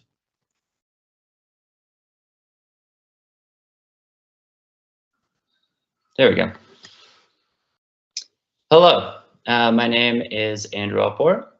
I live in the city of Durango, and my comment is related to the study session earlier today, which dealt with parking at the new combined city hall and police station. And I just wanted to raise some concerns that City Council was ignoring a fairly easy option, which is not to build more parking, that they were given the option because the area is an enhanced multimodal area. The city is actually not required to provide additional parking. Issuing a parking variance, I think, is probably what most people want for this zone, not more parking. So I find it a little concerning, both financially and just practically, that the discussion was about how to create more parking, either on 2nd Avenue or by tearing down portions of the Mason Center at a cost of $4 to $6 million. In my opinion, I think there's plenty of parking in the city. The city subsidizes 2,000 parking spots within a quarter mile of this property already. And I think it makes financial sense not to spend more money than the $61 million already bonded on surface level parking. Moreover, I think this is an enhanced multimodal area. It's already used by many pedestrians and cyclists cutting through the alley and cutting through the buildings. And I think this is an important part of the neighborhood and the town that we preserve that as a corridor for people to get around in the future, whatever the redevelopment does look like. Thank you for your time. And those were the remaining public comment, folks. Great. Thank you, Ben. Moving on to 14, other new business.